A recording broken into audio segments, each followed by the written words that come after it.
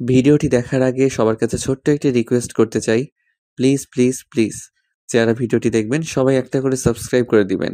আপনাদের ভালোবাসা পেলে এমন ভিডিও আরও উপহার দিব। ভিডিওগুলো বানাতে অনেক কষ্ট হয়। আমি জানি ভিডিওটি অনেক মানুষই দেখবেন। প্লিজ একটা করে সাবস্ক্রাইব করে দিবেন। সবাইকে পুরো গল্পটি দেখার জন্য অনুরোধ রইল। আর যারা আমাকে ভালোবাসে তারা একটা করে লাইক করে দেখিয়ে দিবেন। Love you all.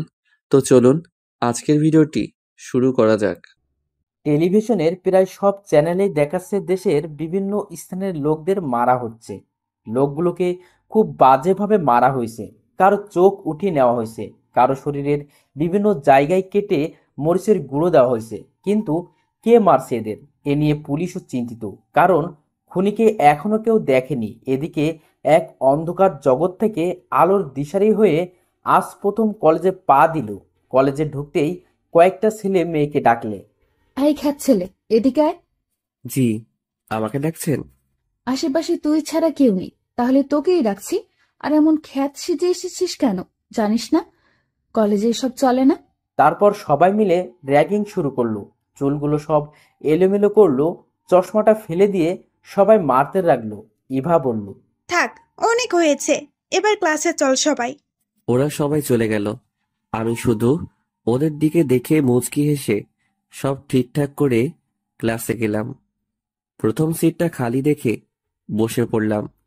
ঠিক তখনই কেউ আমার কলার ধরে বলতে লাগলো, তুই এখানে বসার সাহস কেমনে পাস? এটা আমার সিট, দূর হয় এখান থেকে। ভালো করে দেখি এটা আর কেউ না, সেই মেয়েটা।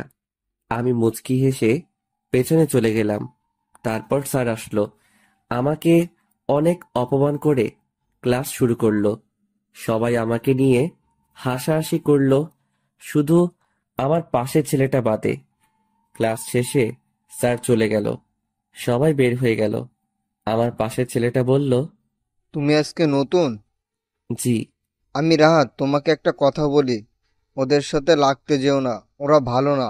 মিমের বাবা এখানকার নেতা, প্রিন্সিপাল, ওর বাবার কথায় উঠে বসে, এজন্য যখন যা মন চায় তাই করে, কেউ ওকে কিছু বলতে পারে না। ও, এই জন্য এত অহংকার? আচ্ছা, তোমার নামটা শোনা হলো না। নাম কি তোমার? মিলন আমার কেউ নাই, আমি একা থাকি, গ্রাম থেকে এসেছি। আমরা কি ফ্রেন্ড হতে পারি? মিলন মুস্কি হেসে হ্যাঁ বলল। তারপর দুজনে অনেক গল্প করে বাড়ি গেল। পরদিন আবার আগের মতো সেজে কলেজে গেলাম।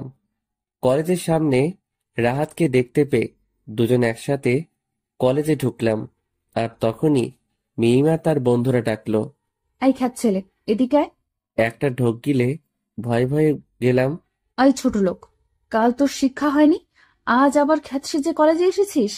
আমি মাথা নিচু করে আছি আর বললাম, দেখেন আপু, আমিও এখানে পড়তে এসেছি, আমাকে আমার মতো থাকতে দিন না। এমন করেন কেন আপনারা? কি? আমার মুখের উপর কথা বলা? সায়ন, শান্ত, তোরা ধর ওকে। একে আজ উচিত শিক্ষা দিব। বলেই আমাকে সবাই মারা শুরু করে। রাহাত আমার দিকে অসহায়ের মতো তাকিয়ে আছে। ওরা সবাই চলে গেল। আমি মুচকি হেসে রাহাতের কাছে গেলাম। সরি রে, ওরা তোকে মারলো আর আমি কিছু করতে পারলাম না। মুচকি হেসে বললাম, ধুর, তুই এসব ভাবিস না, ওসব কিছু না, ওদের পরে দেখে নিব। এখন চল ক্লাসে যাই। ক্লাসের স্যার এসে আবার আমাকে অপমান করে ক্লাস শুরু করলো। একে একে সব ক্লাস শেষ করে কলেজের মাঠে গিয়ে গল্প করতে লাগলাম। সবাই তোকে কত বাজে কথা বলে, তুই মন খারাপ করিস না, ওরা একদিন ঠিক শাস্তি পাবে। বাদ দে রাহাত, ওদেরকে পরে দেখে নিব। এখন চল বাড়ি যাই, কাজ আছে। দেখবি মানে? তোকে বারবার না করছি, একদম ওদের সাথে লাগতে যাস না। আরে এমন কিছু করব না, চল বাড়ি যাই। রাতের বেলা আবার নিজের আগের রূপে ফিরে এলো মিলন। কালো প্যান্ট, কালো জ্যাকেট, মুখে মাস্ক আর চুলে জেল দিয়ে, সাথে রিভলভার নিয়ে বেরিয়ে পড়ে রাস্তায়। এসে তার সামনে কয়েকটা কালো গাড়ি থামে। একজন এসে গাড়ির দরজা খুলে দেয়। রাজু, সব ঠিকঠাক আছে তো? হ্যাঁ ভাই, সব ঠিক আছে। খবর পেয়েছি লোকটা বিদেশে নারী পাচার করে। মিলন মুচকি হেসে বলল, আজও সঠিক শাস্তি পাবে। গাড়ি এসে একটা বাংলোর সামনে থামলো। চারদিকে ঘন জঙ্গল, ঘরের মাঝে হালকা আলো। চেয়ারে বসা লোকটার সামনে গিয়ে বসলো মিলন আর বলল, নারী পাচার করিস তাই না? আজ তো কেমন ভাবে মারবো, লোকে তোর লাশটাও দেখে ভয় পাবে। না, আমাকে মারবেন না। আমার ভুল হয়ে গেছে। আমি আর এমন করব না। মাফ করে দিন আমাকে। অসহায়ের মতো বলল লোকটা। মিলন মুচকি হেসে বলল, মাফ? আর আমি? তুই তো ক্ষমা পাবার কোনো রাস্তা রাখিসনি। এই বলে কপালে একটা গুলি করলো। সেটা মাথার পেছন দিয়ে বেরিয়ে গেল। তারপর শরীরের বিভিন্ন অংশ কেটে কাটা জায়গায় মরিচের গুঁড়ো দিতে লাগলো। তারপর আরো কয়েকটা গুলি করে লাশটা থানার সামনে ফেলে চলে গেল। পরদিন সকালে আবারও কলেজে গেল, আগের মতোই খ্যাত সেজে, খুব স্বাভাবিকভাবে, যেন কিছুই হয়নি। কলেজে এসে ক্লাসে ঢুকবো, তখনই মিম ও তার বন্ধুদের ডাক পড়লো। রাগ হচ্ছে খুব, সুযোগ পেলে মেরে হাসপাতালে পাঠাইতাম। এদের এত অহংকার কই থেকে আসে? এই মেয়ে শুধু মেয়ে বলে ছাড় পেয়ে যাচ্ছে। ও এই রাহাতটাকেও আজকে দেখতে পাচ্ছি না। মনে মনে বলে, ভাবনা ভরা চেহারা নিয়ে গেলাম ওদের সামনে। আর মিম বলল, কি ভাবছিস? তোর ওই খ্যাত বন্ধুটাকে খুঁজছিস? পাবি না। ওকে তোকে নিয়ে মজা করছিলাম। ও তখন একটু লেকচার দিচ্ছিল, তাই আমরা ওকে মেরে হাসপাতালে রেখে এসেছি, যেন আমাদের মুখের ওপর আর কথা বলতে না পারে। খুব রাগ হলো নিজের উপর। আমার জন্য রাহাত মার খেলো। এবার তো কিছু একটা করতেই হবে, না হলে এরা আরো বেশি এমন করবে। রাহাত কোন হাসপাতালে আছে খোঁজ নিয়ে ওর কাছে গেলাম। রাহাত আমাকে দেখে শুধু তাকিয়ে আছে। ও, এখন কেমন লাগছে তোর? এখন ভালো আছি। আমি ডাক্তারের সাথে কথা বলে রাহাতকে হোস্টেলে নিয়ে গেলাম। রাহাতকে শুইয়ে দিয়ে ওর পাশে বসে আছি। কি রে, তুই বাড়ি যাবি না? আমাদের গরিবদের আবার বাড়ি? এখন থেকে আমি এখানেই থাকবো, তোর পাশের রুমেই। তাহলে তো ভালো হলো। এখন তুই ঘুমা। আমি গেলাম রুমে। এসে একটু ভেবে শান্ত আর সায়নের ফোনে ফোন দিয়ে ওদের একটা মেয়ের কথা বলে একটা জায়গায় যেতে বললাম। আর এদিকে রাজুকে ফোন করে ওদের বাংলোতে নিতে বললাম। কথা মতো কাজ হয়েছে, এখন শুধু যাবার অপেক্ষা। সবাই ঘুমিয়ে গেছে মধ্যরাতে। ওর পোশাক পরে চুলে জেল দিয়ে রিভলভার নিয়ে বেরিয়ে পড়লো। সবার চোখ আড়ালেও রাহাতের চোখে পড়লো। এটা কি হলো? ওটা তো মিলনের রুম। তাহলে এই লোকটা কেউ, তাও আবার এত রাতে ওর ঘর থেকে বেরিয়ে গেল? রাহাত মিলনের পিছু নেয়, কিন্তু বেশি দূর যেতে পারে না। মাঝ রাস্তায় একটা কালো গাড়ি এসে মিলনকে নিয়ে যায়। আর রাহাত রুমে আসে। মিলন বাংলোতে গিয়ে শান্ত আর সায়নকে ইচ্ছা মতো মেরে রাহাতকে যে হাসপাতালে ভর্তি করা হয়েছিল ওই হাসপাতালে ভর্তি করিয়ে দিয়ে গেল। পরদিন সকালে মিলন রাহাতের রুমে গিয়ে দেখে রাহাত শুয়ে আছে। কিরে, কেমন লাগছে এখন? তার আগে বল, কাল রাতে মধ্যরাতে কই গেছিলি তুই? তোর কি মাথা খারাপ? আমি মাঝরাতে কেন বের হব? আমি সব দেখেছি। দামি দামি জামা প্যান্ট পরে বেরিয়েছিলি, আর তোর ঘরেও তালা ঝুলছিল, আর মাঝ রাস্তা থেকে একটা কালো গাড়িতে উঠে গেলি। মিথ্যা বলিস না, আমি সব দেখেছি। এবার সত্যিটা বল। দেখ, তুই কাল রাতে রুমে তালা দেখেছিস, তাহলে আমি সকালে বের হলাম কি করে? আর আমি রাতে না ঘুমিয়ে কোথায় বের হব? আর কি বললি, দামি পোশাক? কোনো মতে জীবন চলছে। আর তুই কি বলিস? আমি এসব কই পাবো? মায়ের খেয়ে তোর মাথাটা গেছে। জানি না, তবে কিছু তো রহস্য আছে যেটা আমি জানি না। সময় হলে সব জানবি। এখন রেস্ট নে, কলেজে যেতে হবে। এই বলে রাহাতকে কোনো মতে কাটিয়ে রুমে আসলাম। পরদিন সকালে রাহাতকে নিয়ে কলেজে গেলাম। একটু দূরে গাছের নিচে মিম ও তার মেয়ে বন্ধুরা গল্প করছিল। আমি মিমের দিকে তাকিয়ে একটু মুচকি এসে যেতে লাগলাম। তখনই মিমের দেয়া সেই বিখ্যাত নাম ধরে কেউ ডাকলো। পিছনে ঘুরে দেখি মিম ডাকছে। আমি আর রাহাত গেলাম। মিম রাহাতকে বলল, আমি কি তোকে ডেকেছি? তুই যা এখান থেকে। রাহাতও বাধ্য ছেলের মতো চলে গেল। ওই খ্যাত ছেলে, আমাকে দেখে হাসছিলি কেন? আমি কি হাসির কিছু মেরে তোকে হাসপাতালে পাঠিয়ে দেব? আর একবার যদি এমন করিস, আজ মাফ করে দিলাম, যা। আমি আস্তে আস্তে আসতে লাগলাম। তখনই শুনতে পেলাম মিম বলছে, আজ সিয়াম, শান্ত এরা কেউ আসছে না কেন? আমি একটু পিছনে ঘুরে বললাম, আসবে না বলে মুচকি এসে চলে গেলাম। মিম অবাক হয়ে তাকিয়ে আছে। তারপর সায়নের ফোনে ফোন করলো, কিন্তু ফোন সুইচ অফ দেখাচ্ছে। শান্ত এর ফোন ও ও সুইচ অফ। অনেক ভেবে মিম শাওনের বাড়ির নাম্বারে কল করলো। শাওনের মা ধরলো। হ্যালো আন্টি, সায়ন কই? আজ কলেজে আসলো না যে? শাওনের মা হু হু করে কেঁদে দিল আর বলল, মা, কাল রাতে সায়নকে কে যেন মেরেছে। ওকে তো হাসপাতালে ভর্তি করিয়েছি। এখন একটু ভালো আছে। ডাক্তার বলেছে একটু দেরি করে আনলে বাঁচানো যেত না। ওকে আন্টি, আপনি চিন্তা করবেন না, আমি দেখছি। ফোন রেখে হাসপাতালে চলে গেল সায়ন। মিমের দিকে চোখ খুলল। কিরে সায়ন, কে মারলো তোকে এইভাবে? মিম দূরে দাঁড়িয়ে কিছু একটা ভাবছে। ওর ভাবনার ছেদ ঘটে তানহার ডাকে। এই মিম, কি এত ভাবছিস? ভাবছি কে মারতে পারে। ওই খ্যাত ছেলেটা। ছেলেটা তখন কেমন আগে থেকেই বললো, দেখলি না যে ওরা আজ আসবে না? ও জানে কেমনে? তাহলে কি ও নিজে এদের? কি যে বলিস না, ওই রকম ছেলে মারবে? এদের মারতেও তো নিজেই মরবে। না, তোরা যা ভাবছিস তা না, ওটা তো একটা খ্যাত। ও কি করে মারবে? যে ছিল তার মুখটা তো দেখতে পেলাম না, মুখে মাস্ক পরেছিল, না হলে দেখে নিতাম। ওকে থাক তাহলে, আমরা যাই, সুস্থ হয়ে কলেজে আসবি। মিমের ভাবনার শেষ নেই। নিজেও জানে না কেন ওই ছেলেটাকে নিয়ে ভাবছে। আর ছাদে দাঁড়িয়ে রাতের ব্যস্ত শহর দেখছে।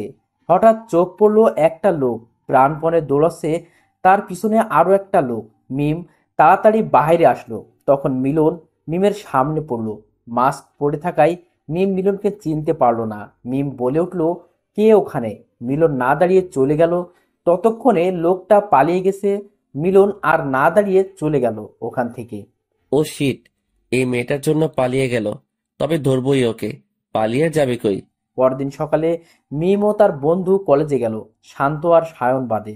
কিছুক্ষণ পর রাহাত আর মিলন কলেজে আসলো। মিলন মিমের দিকে দেখলো, কিন্তু আজ মিম ওদের কিছুই বলল না। একে একে সব ক্লাস শেষ করলো, কিন্তু মিম আজ চুপচাপ। খুব অদ্ভুত লাগছে ব্যাপারটা। মিলন মিমের দিকে তাকিয়ে ভাবছে, আর রাহাত মিলনকে ডাকলো। কি এত ভাবছিস বলতো? ভাবছি ওরা আজ আমাদের কিছুই বললো না। যাক, ভালোই হয়েছে। বাদ দে, চল হোস্টেলে যাই। আজ মিমও চলে গেল। রাতের বেলা মিম একটা কফি বানিয়ে ছাদে গেল। রাতের তারা ভরা আকাশটা দেখতে থাকে। এদিকে মিলন কালকের সেই লোকটার খোঁজে বেরিয়েছে। চারদিকে ওর লোকদের নজর রাখতে বলে, আর পেয়েও যায়। নেশা করে বার থেকে ফিরছে। মিলন গিয়ে শার্টের কলার ধরে বলল, অবৈধ ব্যবসা করিস আর লোককে ব্যবসা শেখাস। আজ তোকে আমি শেখাবো কেমনে মৃত্যুর খেলা। চল তুই। ওকে গাড়িতে তুলে নিয়ে এলো বাংলোতে। এনে একটা চেয়ারে বসিয়ে হাত পা বেঁধে দিল। তারপর মুখে লেবুর রস দিল নেশা কাটানোর জন্য। তারপর চলে গেল। পরদিন সকালে মিলন লোকটার গায়ে গরম পানি ঢেলে দিল। লোকটা চিৎকার করে জেগে উঠল আর বলল, তুই কাজটা মোটেও ঠিক করছিস না, এবার ছেড়ে দে, দেখ তোর কি অবস্থা করি। আহ, এত চিৎকার ভালো লাগে না।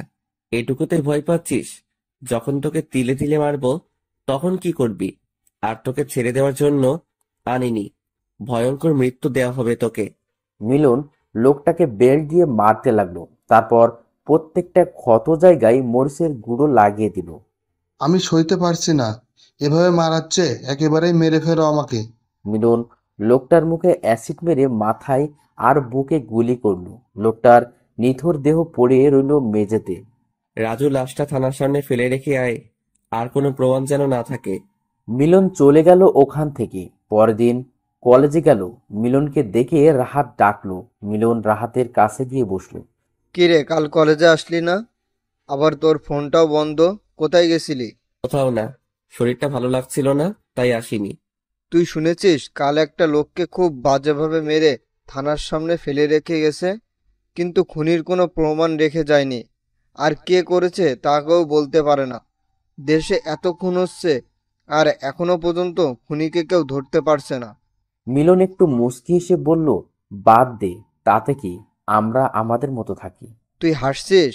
না হাসার কি, ওসব ব্যাপারে মাথা না ঘামানোই ভালো। খুনিকে কেউ খুঁজে পাবে না। তুই এতটা চিন্তিত হচ্ছিস কেন? আরে বাদ দে, চল ক্লাসে যাই, না হলে দেরি হবে। মিলন আর রাহাত ক্লাসে গেল। মিম যে এতক্ষণ ওদের পিছনে ছিল, ওরা তা দেখতেই পায়নি। মিম ওদের সব কথা শুনে নিল। আমার তো এই খ্যাত ছেলেটাকেই সন্দেহ লাগছে।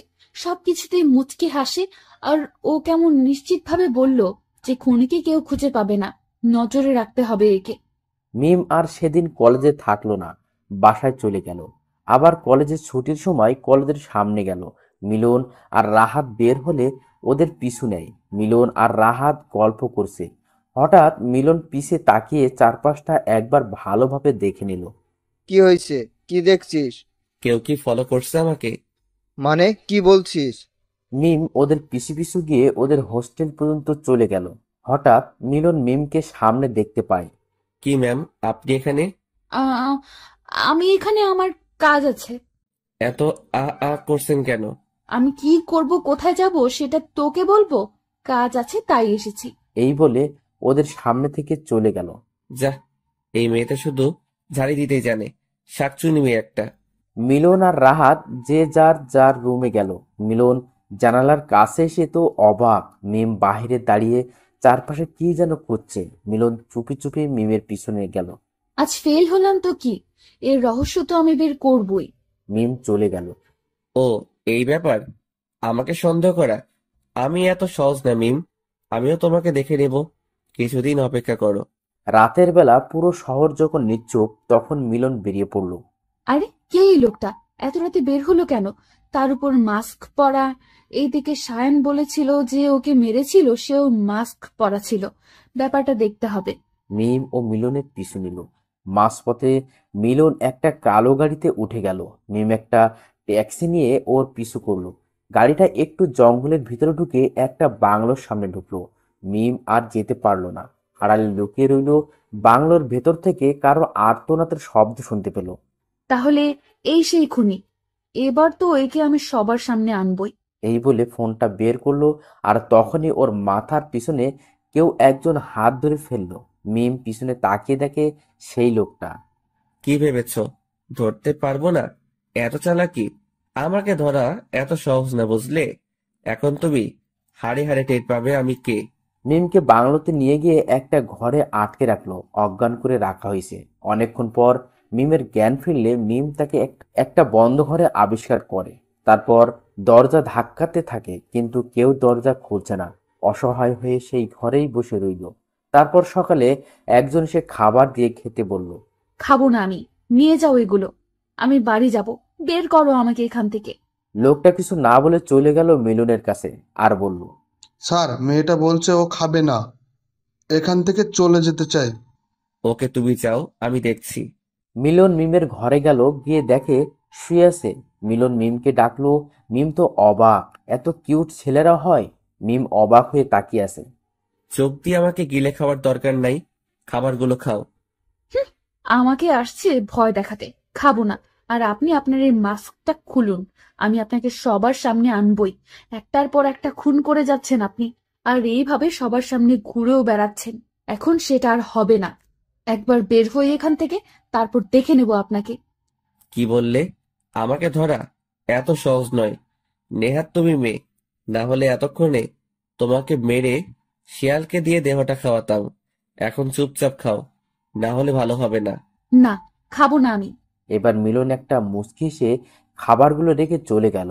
আর ভুলে দরজা তালা লাগালো না। মিম খেয়ে চুপচাপ শুয়ে আছে। এদিকে মিমের বাবা পুরো মিডিয়া চ্যানেলে দিয়েছে মিম নিখোঁজ হওয়ার খবর। পুলিশরা হন্য হয়ে খুঁজছে, কিন্তু পাচ্ছে না। রাতের বেলা মিম শুনতে পেল চিৎকার। মিম দরজার কাছে গিয়ে দরজাটা একটু ধাক্কা দিতেই খুলে গেল। আস্তে আস্তে এগিয়ে দেখতে পেল একটা লোক চেহারে বাঁধা, আর তার উপর নির্মমভাবে অত্যাচার করা হচ্ছে। তারপর মিলন বলছে, তোকে এমন মৃত্যু দেব, লোকে তোর লাশটাও দেখতে চাইবে না। তার আগে আমার মুখটা একবার দেখে যা, কে মারলো তোকে। এই বলে মিলন ওর মাস্কটা খুলে একটা ছুরি দিয়ে লোকটার ঘাড় থেকে মাথা আলাদা করে দিল। মিম এখনো শকড হয়ে আছে, কোনো কথা বেরোচ্ছে না। এটা তো আর কিছু বলতে পারলো না। মিলন মিমকে দেখে ওর দিকে এগিয়ে আসছে, আর মিম এক দৌড়ে ঘরে গিয়ে বিছানায় চুপটি করে বসে আছে, ঘরের দরজা লাগিয়ে। মিম ভয়ে দরজা লাগিয়ে বসে আছে। মিলন এসে দরজা ধাক্কাচ্ছে, কিন্তু মিম দরজা খুলছে না। অবশেষে মিলন দরজা ভেঙে ঘরে ঢুকে দেখে মিম বিছানার এক পাশে চোখ বন্ধ করে বিড়বিড় করছে। মিলন ডেভিলস হাসি দিয়ে ওর কাছে গিয়ে বসলো। এতে মিমের ভয়টা যেন আরো দ্বিগুণ বাড়লো। শয়তান, এইভাবে একটা মেয়েকে আটকে রেখে এইভাবে ভয় দেখানো হচ্ছে। একবার ছাড়া পাই, বিড়াল বানিয়ে ছেড়ে দেব। যা ভাবছো তা আর হবে না, কারণ তুমি আর এখান থেকে বের হতে পারবে না। ইচ্ছে করলে সবার মতো তোমাকেও একেবারে মারতে পারি, কিন্তু না, তুমি আমাকে অনেক জ্বালিয়েছো, তোমাকে তিলে তিলে মারবো। এই বলে মিলন মিমকে টেনে বাথরুমে নিয়ে ঝর্ণা এর নিচে রেখে ঝর্ণা ছেড়ে দিয়ে বলল, এখানে এভাবে ভিজতে থাকো যতক্ষণ আমি না বলছি বের হবে না। এই ঠান্ডায় আপনি যতক্ষণ বলবেন আমি ততক্ষণ এখানে দাঁড়িয়ে থাকবো। পাগল আপনি? চুপচাপ যা বলছি তাই করো, না হলে এর ভেতর যে কয়টা গুলি আছে সব তোমার মাথায় যাবে। অনেকক্ষণ ভেজার কারণে ঠান্ডা লেগে মিম জ্ঞান হারিয়ে ফ্লোরে পড়ে যায়। কয়েক ঘন্টা পর মিলন এসে দেখে মিম ফ্লোরে পড়ে আছে।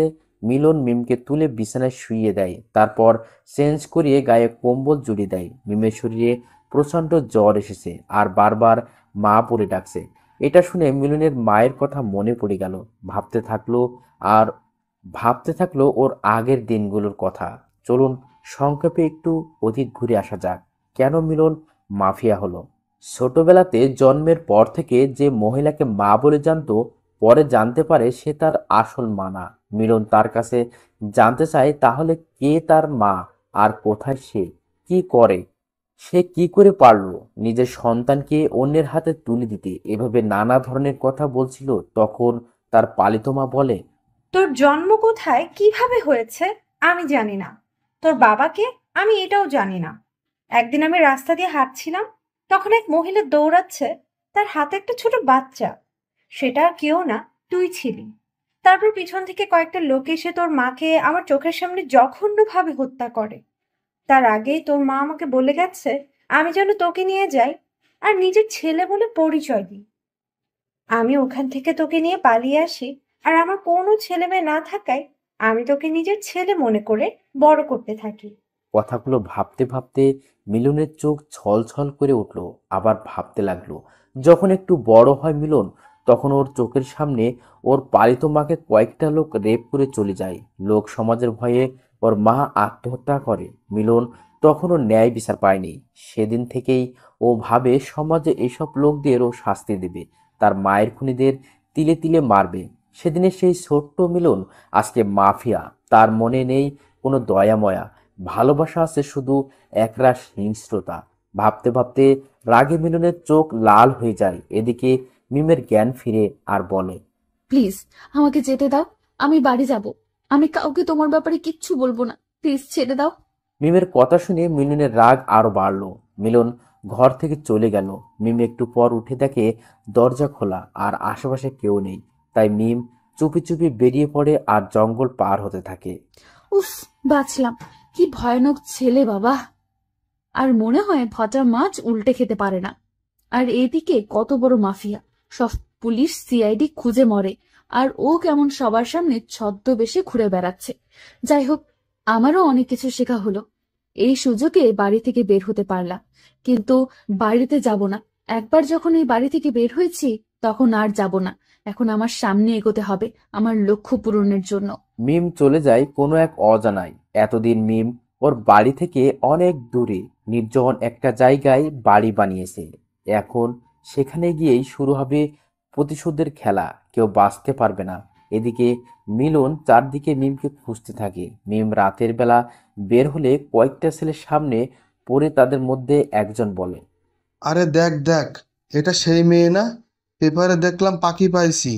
একে এর বাড়ি দিতে পারলে এর বাবা 5 লাখ টাকা দিবে। আমরা আরো বেশি চেয়ে নিব। ওরা মিমের দিকে এগোতে থাকে। মিম দৌড়তে থাকে। হঠাৎ মিলনের সাথে ধাক্কা খায়। মিম মিলনকে দেখে চিনতে পারে। মিলন মিমকে পিছনে রেখে সেলগুলোর কাছে যায়। কি রে, কি চাই? এইভাবে একটা মেয়েকে তাড়া করছিস কেন? আরে শালা তুই কে রে? সামনে থেকে সর, মেয়েটাকে আমাদের চাই। সরে যা, না হলে তোর লাশ পড়বে। তাই তোরা আমার লাশ ফেলাবি, মেয়েদের বিরক্ত করবি, আমার বড় বড় কথা। এই মাফিয়াকে তোরা মারবি? তোদের আমি মেরে এখানে ফেলে রেখে যাব। মরার আগে তোদের মৃত্যু দূতকে একবার দেখেই যা। মিলন মাস্ক খুলে আর ওরা ভয় পেয়ে মিলনের পায়ে পড়ে যায়। আমাদের মাফ করবেন, আমরা ওকে কিছু করতে চাইনি। ওর বাবা পেপারে দিয়েছে, ওকে যে বাড়িতে নিয়ে গিয়ে দিতে পারবে তাকে 5 লাখ টাকা দিবে। মিলন এটা শুনে অবাক হয়ে পিছনতে তাকায়। মিম স্কার্ফ দিয়ে মুখ ঢাকে। মিলন আর কথা না বলে ওদের গুলি করে আর বলে, তোরা এমনি করিস, তোদের বেঁচে থাকার কোনো মানেই না। রাজুকে বলে ওদের লাশগুলো জঙ্গলে ফেলে দিতে, যেন শিয়াল কুকুর খায়।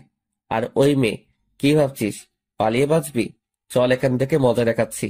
মিম মিলনের রাগী লুকটা দেখে ভয় পায় আর ভাবে, না, এর কাছে কিছুতেই ধরে দিব না, না হলে সব জ্বলে যাবে।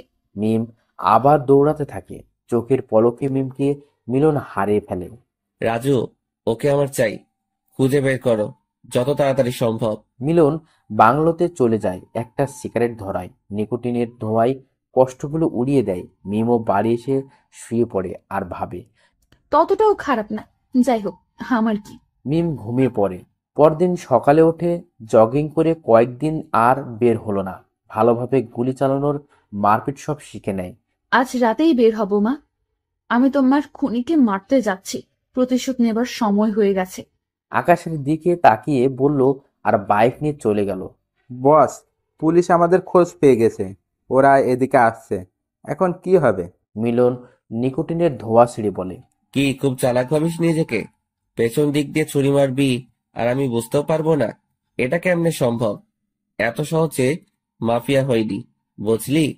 তুই বেইমানি করেছিস, বেইমানিদের আমার কাছে কোনো মাফ নেই। মিলন বাকি গার্ডদের বলে ওকে ক্রস ফায়ার করতে। ওরা ওকে মারে। নিমিষে রক্ত দিয়ে ভেসে যায়। ফ্লোরটা বাহিরে পুলিশ এসে গেছে। পুলিশটা সিগন্যাল দিচ্ছে। একটা পুলিশ বাড়ির ভেতরে ঢোকে। মিলনের দিকে গুলি তাক করে আর বলে, সবাই হাত ওপরে তোল, অনেক জ্বালাছিস, এখন জেলে গিয়ে পচে মরিস। মিলন মুচকি হেসে পাটা একটু তুলে লাইটে গুলি করে রুমটা অন্ধকার হয়। আর এই সুযোগে গোপন দরজা দিয়ে সবাই পালিয়ে যায়। সবাই জঙ্গলে লুকিয়ে পড়ে, কিন্তু মিলন আলাদা রাস্তায় যায়। পুলিশরা আবার মিলনকে ঘিরে ফেলে আর বলে, বাকিদের পানি তো কি, কান টানলে মাথা আসে। মিলন চুপ করে আছে, চারদিকে দেখছে। অফিসার এসে মিলনের মাথায় একটা মারে, কয়েকটা পুলিশও মারে। মিলন চিৎকারও করছে না। দেখে ওরা আরো জোরে জোরে মারে। মাফিয়া এখন আমি দেখাবো তোকে। অফিসার গুলি চালালো। মিলন একটু সরে গেল। গুলিটা ওরা হাতেই লাগলো। ওই পথ দিয়ে মিম যাচ্ছিল। হঠাৎ দেখতে পায় কয়েকটা লোক একজনকে মারছে। মিম সামনে এগিয়ে যায় আর দেখে। আরে, এ তো এত বড় মাফিয়া, ধরা পড়লো কিভাবে? সাহায্য করতে হবে আমাকে। মিম মাস্কটা পরে, হাতে রিভলভার নিয়ে অফিসারকে তাক করে একটা গুলি করে। গুলি চালাতে এগিয়ে যায় আর কয়েকজন পুলিশ। এগিয়ে আসলেও তাদের মিম মারে আর মিলনের হাত ধরে দৌড়ায়। মিলনকে বাইকের পেছনে বসিয়ে বাইক স্টার্ট দেয়। অনেক জোরে বাইক চালিয়ে এক নিমেষেই সবার চোখের আড়ালে হারিয়ে যায়। একটু দূরে গিয়ে বাইক থামিয়ে মাস্কটা খুলে মিলনকে বলে, আমাকে শক্ত করে ধরুন, না হলে পড়ে যাবেন। মিলন মিমকে ধরে। মিলন অবাক হয়ে মিমকে দেখছে। মিম বাড়ি ফিরে গিয়ে মিলনের হাত ব্যান্ডেজ করে দেয়। মিম মিলনের হাত ব্যান্ডেজ করেছে। মিলন শুধু মনে মনে ভাবছে, এই মেয়ে কেমনে সবার মধ্যে দিয়ে নিয়ে আসলো? আর একে তো খুঁজছে, তার মানে কি ও লুকিয়ে আছে? না, আমাকে সতর্ক থাকতে হবে। মিলনের ধ্যান ভাঙে মিমের ডাকে। কি এত ভাবছেন? খেয়ে নেন, আমি আপনাকে কোনো শাস্তি দিব না। আমি আপনার মতো না। ঘুমিয়ে পড়ুন। আমি খাবো না, তুমি খাও, খিদে নেই আমার। ও, বুঝতে পারছি, হাতটাই তো মনে হয় ব্যথা। ওকে, আমি খাইয়ে দিচ্ছি। অনেকক্ষণ না খেয়ে থাকায় খিদেও পেয়েছে, তাই কথা না বলে চুপচাপ খায়। খাওয়া শেষে মিম প্রশ্ন করে, আচ্ছা, আপনি এত বড় মাফিয়া, সবার মাঝে ঘুরে বেড়ান, আর এভাবে আটকা পড়লেন কেন? সবচেয়ে বড় কথা, এই জগতে নামলেন কেন? পড়াশুনো করে তো নিজের জীবন গুছিয়ে নিতে পারতেন।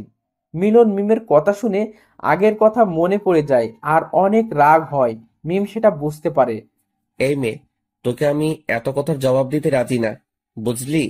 রাতটা পার করে সকালে চলে যাব, এখন শান্তিতে থাকতে দে। ধাক্কা দিয়ে চলে যায় বারান্দায়। মিলন রাতের আকাশটা দেখতে থাকে। পাশে কখন যে মিম আসে বুঝতে পারে না। মিলন বাইরে যাবার জন্য রেডি হয়। এই অবস্থায় বাইরে না গেলেই নয়।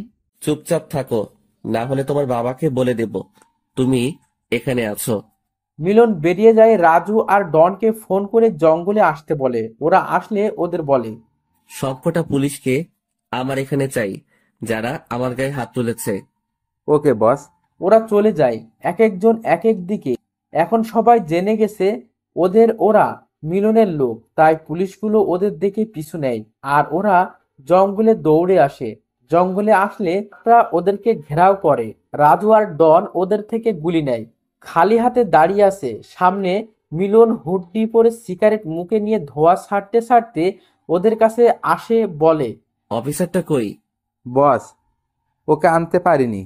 আপনি চিন্তা করবেন না, ওকে পেয়ে যাবেন।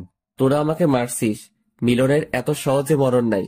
এখন তো তোদের মৃত্যু আমার হাতে, আর সেটা এতটাই কষ্টের হবে, তোরা নিজেরাই নিজের মৃত্যু কামনা করবি। ওই কে আছিস, এক একটাকে গাছের সাথে বাঁধ। সবাইকে বাধা হলো। মিলন সবার চোখের মরিচের গুঁড়ো দেয় আর ওরা চিৎকার করতে থাকে। মিলন হাসতে থাকে। গার্ডরা ভয়ে চুপ করে দাঁড়িয়ে আছে। তারপর লোহার রড দিয়ে একে একে সবাইকে মারছে। বড় ক্ষত জায়গায় মরিচের গুঁড়ো দিচ্ছে। এখন ওরা নিজেরাই নিজেদের মৃত্যু কামনা করছে। এই ক্রসফায়ার কর এদের। ওরা সবাইকে মেরে দেয়। মিলন রক্তাক্ত শরীর নিয়ে যায় মিমের বাড়ি। মিম তো মিলনকে দেখে অবাক, ভয়ে কিছু বলছে না, কারণ মিলন এখনো অসম্ভব রেগে আছে। তাই মিম চুপ করে আবার শুয়ে পড়ে। মিলন ক্লান্ত থাকায় সেও ঘুমিয়ে পড়ে। মিম সকালে উঠে দেখে মিলন এখনো ঘুমাচ্ছে। খুব মায়াবী লাগছে ওকে, হয়তো ওর প্রতি দুর্বল হচ্ছে। ধুর, কি ভাবছি এসব? আমার এসব মানায় না। হঠাৎ মিম বাইরে গুলির শব্দ শুনতে পায়। এ কি, এখানে কে আসতে পারে? এইটা অসম্ভব, এই ঠিকানা তো কারো জানার কথা না। মিম জানালা দিয়ে দেখে কয়েকজন লোক গুলি তাক করে দাঁড়িয়ে আছে।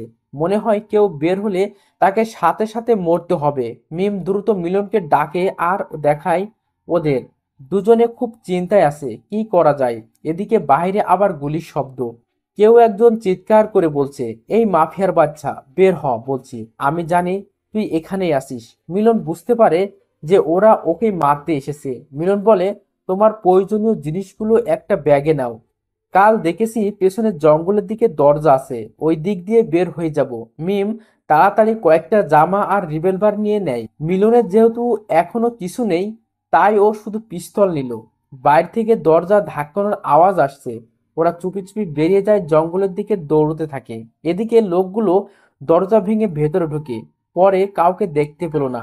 পুরো বাড়ি তন্ন তন্ন করে খোঁজে, দেখে জঙ্গলের দিকে দরজা খোলা। তার মানে ওরা এদিক দিয়েই পালিয়েছে। ওই চল সবাই। সবাই দৌড়াচ্ছে, মিলন আর মিম। কারো পায়ের শব্দ পেয়ে জঙ্গলের ধারে একটা ডোবার কাছে গাছের আড়ালে লুকিয়ে ওরে মিম ভয়ে মিলনের হাত ধরে আছে। দুজনেই একদম চুপচাপ, একটু শব্দ করলে ওরা জেনে যাবে। দুজন দুজনের নিঃশ্বাসের শব্দও শুনতে পাচ্ছে। তখনই ডোবার ধার দিয়ে একটা বড় সাপ যাচ্ছিল। মিম তো দেখে ভয়ে চিৎকার দেওয়ার মতো অবস্থা। মিলন সেটা বুঝতে পেরে মিমের মুখ চেপে ধরে রাগী লুকে মিমের দিকে তাকায়। মিলন বুঝতে পারছে মিম ভয় পেয়েছে। মিমকে বুকের সাথে ধরে রাখে। মিমও শান্তভাবে চোখ বন্ধ করে থাকে। এভাবে রাখার কোনো মানে হয়? শত হলেও আমি মেয়ে, আমার মধ্যেও ফিলিংস হয়। ধুর, কি ভাবছি আমি? আমার এসব ভাবা ঠিক না। আর এর মনে তো দয়া বলতে কিচ্ছু নেই। সুযোগ পেলে আমাকেও যে কি করবে, তার চেয়ে ভালো চুপচাপ থাকি। মনে মনে বলছে মিম। এদিকে ওরা প্রায় কাছাকাছি। ওদের মধ্যে কেউ একজন বলল, বস, ওরা মনে হয় জঙ্গলে নেই, পালিয়েছে। চলুন অন্যদিকে খুঁজি। হ্যাঁ চল, খুঁজে তো বের করবই, কুচি করব ওকে। ও আমার ভাইকে মেরেছে, চল এখান থেকে। ওরা চলে যায়। মিলন মিমের উপর রাগ ঝাড়তে থাকে। এই মেয়ে পাগল তুমি?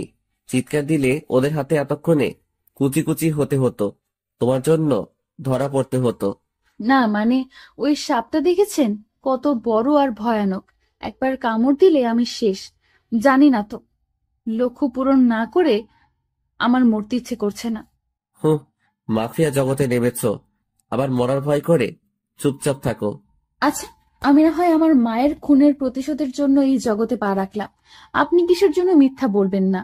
আমি জানি কেউ এমনি এমনি মাফিয়া হয় না। কেউ স্বার্থে, কেউ লোভে, আর কেউ আমার মতো। আপনি কোনটা? ধরে নাও তোমার মতোই। আর বেশি কথা বলো না, না হলে তোমার বাড়িতে দিয়ে আসবো। বাঁচতে চাইলে চুপচাপ আসো। কই যাব যদি আপনি আমাকে বাড়িতে পাঠান? এতটা অকৃতজ্ঞ আমি না। তুমি আমার জীবন বাঁচিয়েছো, একটুকু তো কৃতজ্ঞতা দেখাতেই হয়। যাই হোক, তোমার ফোনটা দাও, কল করব। মিম ফোনটা দেয়। মিলন রাজুকে ফোন দেয়, কিন্তু জঙ্গলে নেটওয়ার্ক নাই, ফোন যায় নাই। এখন কি করব? কি, আর হাঁটতে থাকো, রাস্তা বেরিয়ে যাবে। দুজন আপন মনে হাঁটতে থাকে। দুপুর গড়িয়ে যায়, খুব খিদেও পেয়েছে। মিম ভয়ে কিছু বলছে না। হঠাৎ করেই মিম বসে পড়ে আর বলে, শুনছেন, আমি আর পারবো না, রেস্ট দরকার, একটু বসি। আরে না, ওই দেখো না, রাস্তা জঙ্গল শেষের দিকে।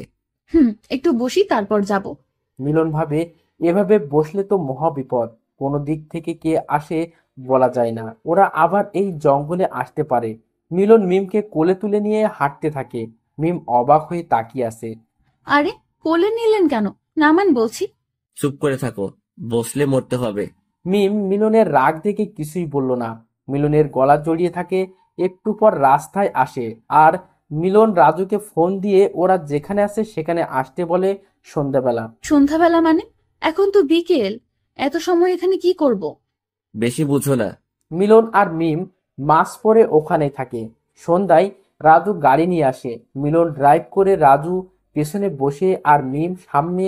কিছুক্ষণ চলার পর মিলন দেখতে পায় একটা গাড়ি ওদের ফলো করছে। মিলন রাজুকে বলে, রাজু আমাদের যে কেউ ফলো করছে তা কি জানতে না, বা জানার চেষ্টা করনি? দেখো পেছনে। এখন কি করবে? সবসময় ভুলভাল করো, মনে রেখো, বেঈমানদের আমি ছাড় দেই না, সে যেই হোক।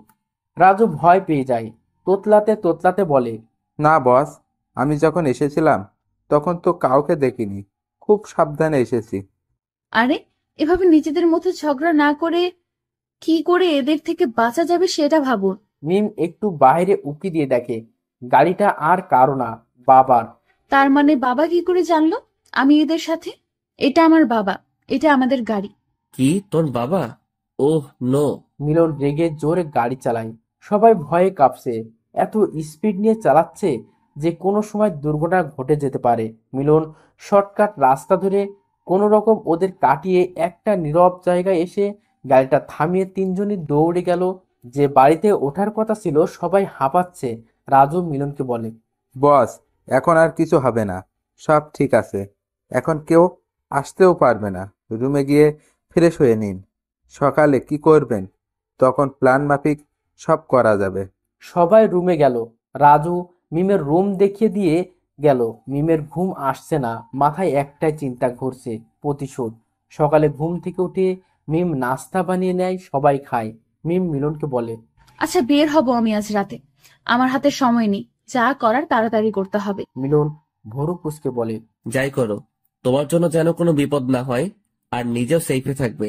দিনটা কেটে যায়। মিম রাতে বেরিয়ে পড়ে, নিজের বাড়ির ডুপ্লিকেট চাবি দিয়ে ঢোকে।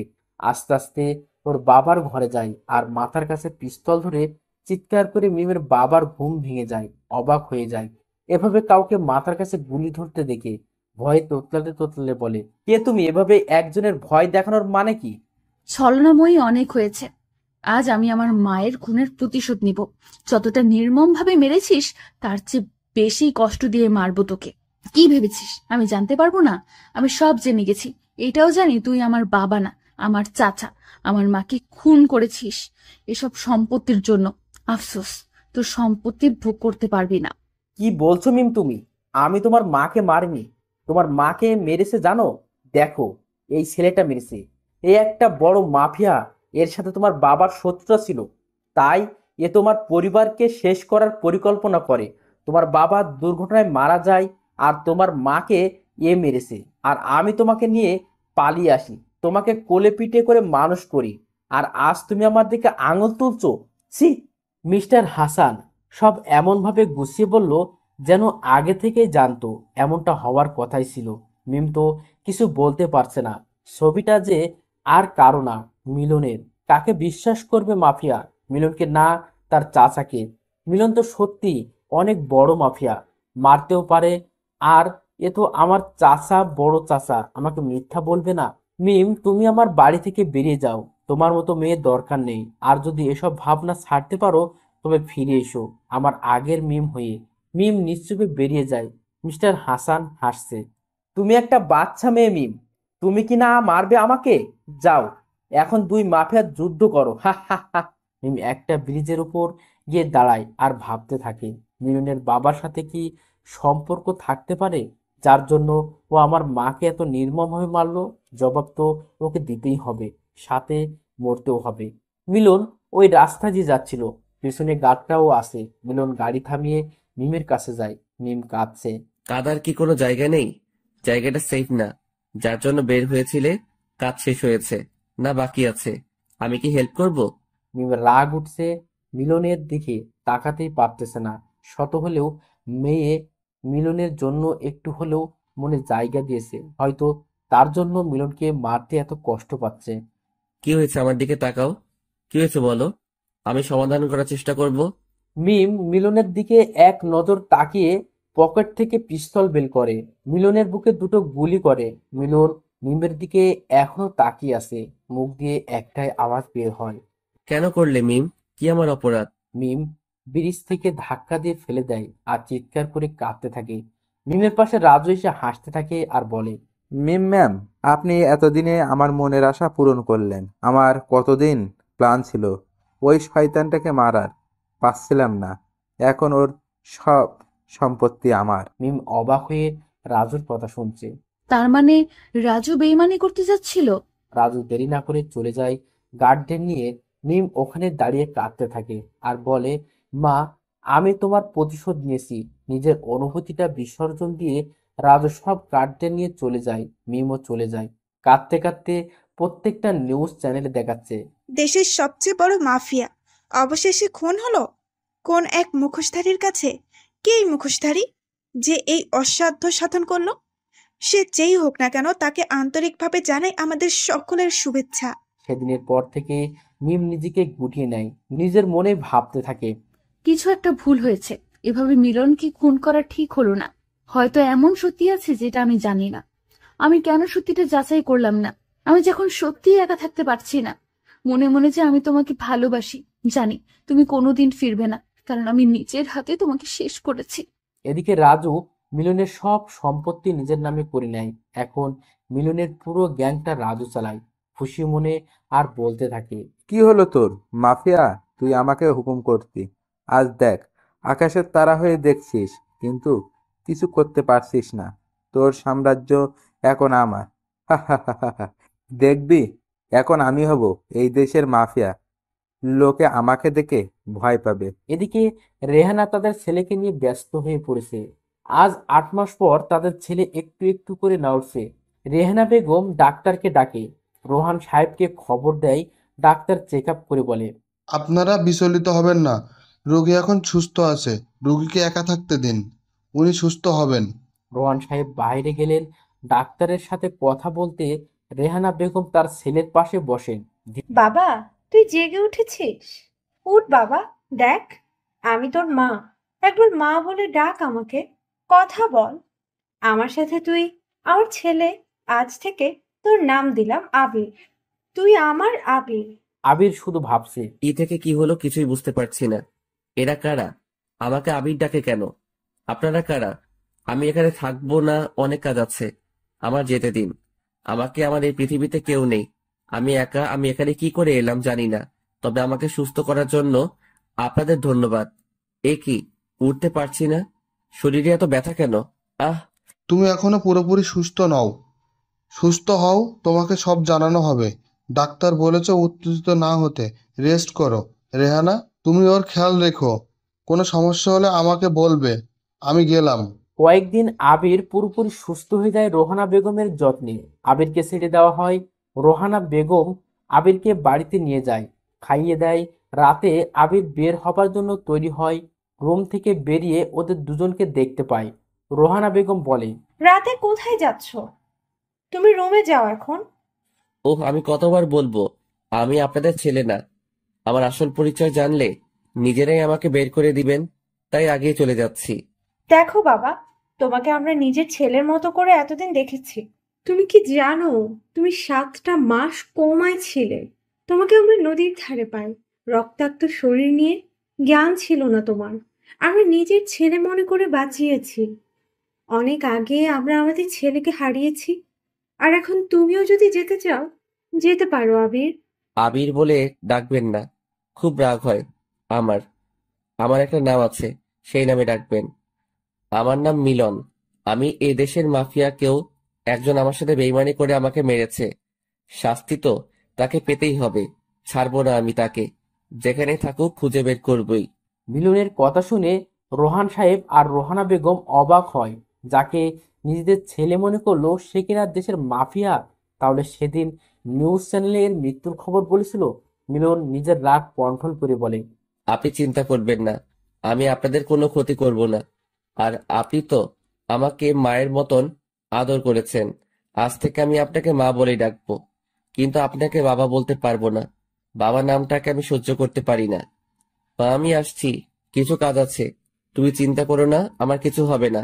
রোহানা বেগম মিলনকে জড়িয়ে ধরে কাঁদে আর বলে, বাবা, তুই যেই হ, তুই আমার ছেলে, তোর কোনো ক্ষতি হবে না। মায়ের দোয়া যে তোর সাথে। মিলন মুচকি হেসে বেরিয়ে যায়। মিম কয়েকদিন পর পর চলে আসে সেই ব্রিজে যেখানে মেরেছিল নিজের ভালোবাসাকে। আজও এসেছে। আর মিলনও চলে যায় সেখানে যেখান থেকে ওর স্বপ্নের শেষ হতে চলেছিল। সেখানে গিয়ে দেখে একটা মেয়ে অঝরে কাঁদছে। মিলন একটু কান খাড়া করে শুনতে পায়, তুমি তো আকাশের তারা হয়ে গেছো, দেখতে পাও আমাকে? আমাকেও নিয়ে যাও, আমি একা থাকতে পারছি না। ভালোবাসি তোমাকে, জানি না কেন মারলাম আমি, সত্যি না জেনে। আর সেই সত্যি আজও আমার কাছে অজানা। মিম এখানে। ভালোবাসো তোমায়, তো শাস্তি পেতে হবে। তিলে তিলে মারবো তোমাকে, বেইমান একটা। মিলন পেছন থেকে বলে, তোমার ভালোবাসা দরকার নেই, বেইমান তুমি একটা। তার শাস্তি তোমাকে পেতেই হবে। আমি ফিরে এসেছি। মিম আশেপাশে তাকিয়ে দেখে কেউ নেই। কে ছিল তাহলে? কে বলল কথাটা? এটা তো মিলনের গলা। তবে কি ও সত্যিই ফিরে এসেছে? কিন্তু কিভাবে সম্ভব? আমি যে নিজের হাতে ওকে। মিলন চলে যায় তার নিজের এলাকায়। খোঁজ খবর নেয়, বেশি কিছু জানতে পারে না। চলে যায় বাড়িতে, নিজের ঘরে গিয়ে ভাঙচুর করে। শব্দ শুনে রোহানা বেগম আসে। কি হয়েছে? কি করছিস? চুপ কর। মা, আমি কি করে শান্ত থাকি? বেইমানি করলো আমার সাথে, যাদের আমি এই সমাজে সম্বল করে দিয়েছি, আজ সবাই আমার সাথে বেইমানি করলো। কারো রেহাই হবে না। তুই জানো মা, আমার বাড়ির দারোয়ান কাকা আমার বিরুদ্ধে আজ ওর জন্য কি না করিনি। সত্যি আমার কেউ নেই। তুমি যাও, আমি ঠিক আছি, একদম ঠিক আছি।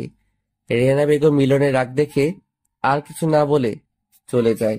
মিলন 1 ঘন্টা ধরে শাওয়ার নিয়ে নিজের রাগ কন্ট্রোল করে রুমে এসে শুয়ে পড়ে। পরের দিন মিলন সারাদিন উঠে না শুয়েই থাকে। রেহানা বেগম এসে অনেক ডাকাডাকি করে তবুও ওঠে না। বিকেলে উঠে ফ্রেশ হয়ে নিচে গিয়ে রেহানা বেগমকে ডাকে। রেহানা বেগম ছেলের ডাক শুনে আসে তাড়াতাড়ি, মিলনকে খেতে দেয়। মিলন খেয়ে মায়ের থেকে বিদায় নিয়ে বেরিয়ে পড়ে। হঠাৎ একটা ছেলের সাথে ধাক্কা খায় মিলন। দেখতে পায় ছেলেটি আর কেউ না, রাহাত। এতদিন পর রাহাতকে পেয়ে মিলনের আহ্লাদের শেষ নেই। কিন্তু রাহাত অবাক, শুনেছিল মিলন মারা গেছে। মিলন দেখতে পায় কয়েকটা গার্ড তাদেরকে ঘিরে আসে। মিলন মাস্কটা পরে নেয়, রাহাতকে পেছনে রেখে সুযোগ বুঝে একজনের হাতে লাথি মারে। সে পড়ে গেলে গুলেটা নিয়ে একে একে সবাইকে মারতে থাকে। রাহাত শুধু তাকিয়ে দেখছে। এটা কি সেই মিলন যে কিনা এতটা হাবাগোবা ছিল? সে এত নিষ্ঠুরভাবে কেমনে মারতে পারছে সবাইকে? মেরে মিলন রক্তাক্ত শরীর নিয়ে রাহাতের সামনে যায়। রাহাত তোতলাতে তোতলাতে বলে, কে তুমি? ওদের এভাবে মারলে কেন?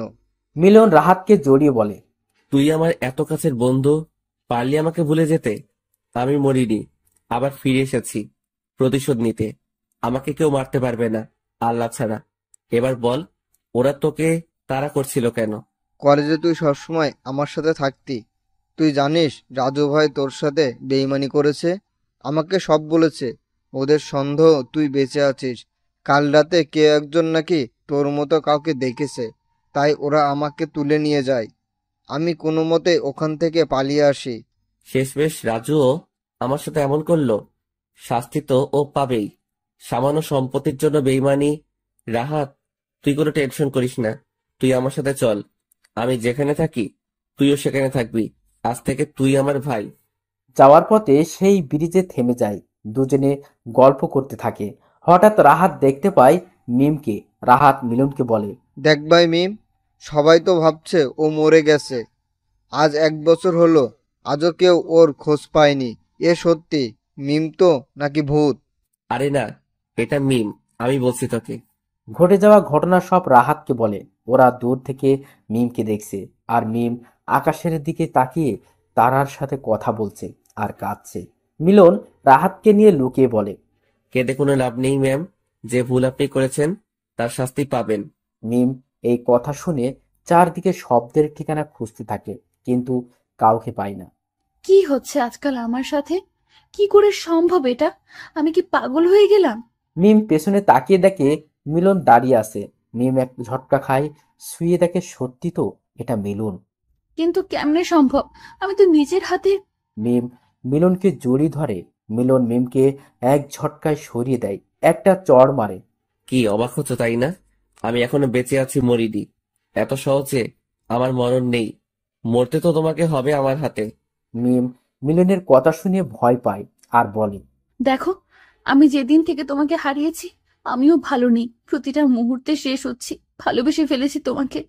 মনে পড়ে সেদিন জঙ্গলে আমাকে বুকে টেনে নিয়েছিলে? এক ছাদের নিচে থাকা আমি ভুলতে পারিনি। এসব ভালোবাসা আমাকে দেখাতে আসবে না। আমি একজন মাফিয়া, আর মাফিয়াদের মনে কোনো দয়া মায়া থাকে না। যেমনটা তোমার ওই দিন ছিল না। তোমার জন্য আমার 7-7টা মাস শেষ হয়ে গেছে। তোমাকে আমি ছেড়ে দেবো ভাবছো? তিলে তিলে মারবো। মিমকে টানতে টানতে নিয়ে যাই। মিলনের একটা গোপন জায়গা, যেটা ও কাউকে বলেনি। মিলন মিমকে স্টোর রুমে ধাক্কা মেরে রেখে দরজা লাগিয়ে দেয়। দারোয়ানকে বলে প্রত্যেক বেলা ঠিক সময়ে খাবার দিতে। কোনো রকম বেইমানি করলে মরতে হবে। রাহাতকে নিয়ে চলে যায় মায়ের বাড়িতে। রাত 2টো। রেহনা বেগম এখনো জেগে আছে। তার ছেলে যে এখনো ফেরেনি। হঠাৎ দরজায় আওয়াজ শুনে রেহানা বেগম দৌড়ে দরজাটা খুলে দেয়। মিলন রাহাতকে নিয়ে ভেতরে ঢোকে। রেহানা বেগম মিলনকে দেখে অবাক। সারা শরীরে রক্তের দাগ। মিলনকে বলে, বাবা, তোর শরীরে এত রক্ত কেন? কোথায় গিয়েছিলি তুই? মা, তুমি তো জানো আমি একজন মাফিয়া। এটা আমার কাছে কিছু না। একে দেখছো? এ হলো আমার বন্ধু রাহাত। ওকে মারতে চাইছিল, তাই আমি ওদেরকে মেরে দিয়েছি। আজ থেকে ও আমার সাথে থাকবে, যদি তুমি বলো। ঠিক আছে, তুই আমার ছেলে, আর ছেলের কথা কি মা ফেলতে পারে? তোর এই অবস্থা, তোর বাবা দেখার আগে কাপড় পাল্টে আয়। আমি খেতে দেই, ততক্ষণ আমি রাহাতের সাথে গল্প করি। এদিকে মিম কেঁদেই যাচ্ছে। ঘরটা ধুলোয় ভরা। বারবার হাসি আসছে। হালকা আলোর একটা বাল্ব জ্বলছে। ভাঙা একটা জানালা। মিম জানালার কাছে গিয়ে দাঁড়ায়। রাতটা নির্ঘুমে কেটে যায়। এদিকে মিলন যেন মিমকে আটকে শাস্তি পাচ্ছে। শান্তির ঘুম দেয়। পরদিন খুব ভোরে কাউকে না জানিয়ে বেরিয়ে পড়ে। রাস্তায় মিমের বাপকে দেখে ফলো করে। এ কি মনে হচ্ছে? এটা আমার বাড়ির রাস্তা, কিন্তু আমার বাড়িতে তো এখন রাজু থাকে। রাজুর সাথে মিমের বাবার কি কাজ জানতে হচ্ছে। মিলন তাড়াতাড়ি একটা রিমোট কন্ট্রোল ছোট হেলিকপ্টারে সিসি ক্যামেরা লাগিয়ে বাড়ির মধ্যে ঢোকায়। দেখতে পায় মিস্টার হাসান রাজুর কাছে গিয়ে কুশল বিনিময় করে বলে, রাজু, তোমাকে অনেক অনেক ধন্যবাদ।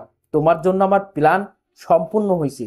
তুমি সব সময় সঠিক সময় আমাকে খবর না দিলে বুঝতাম না ওই মাফিয়ার বাচ্চা কখন কি করে।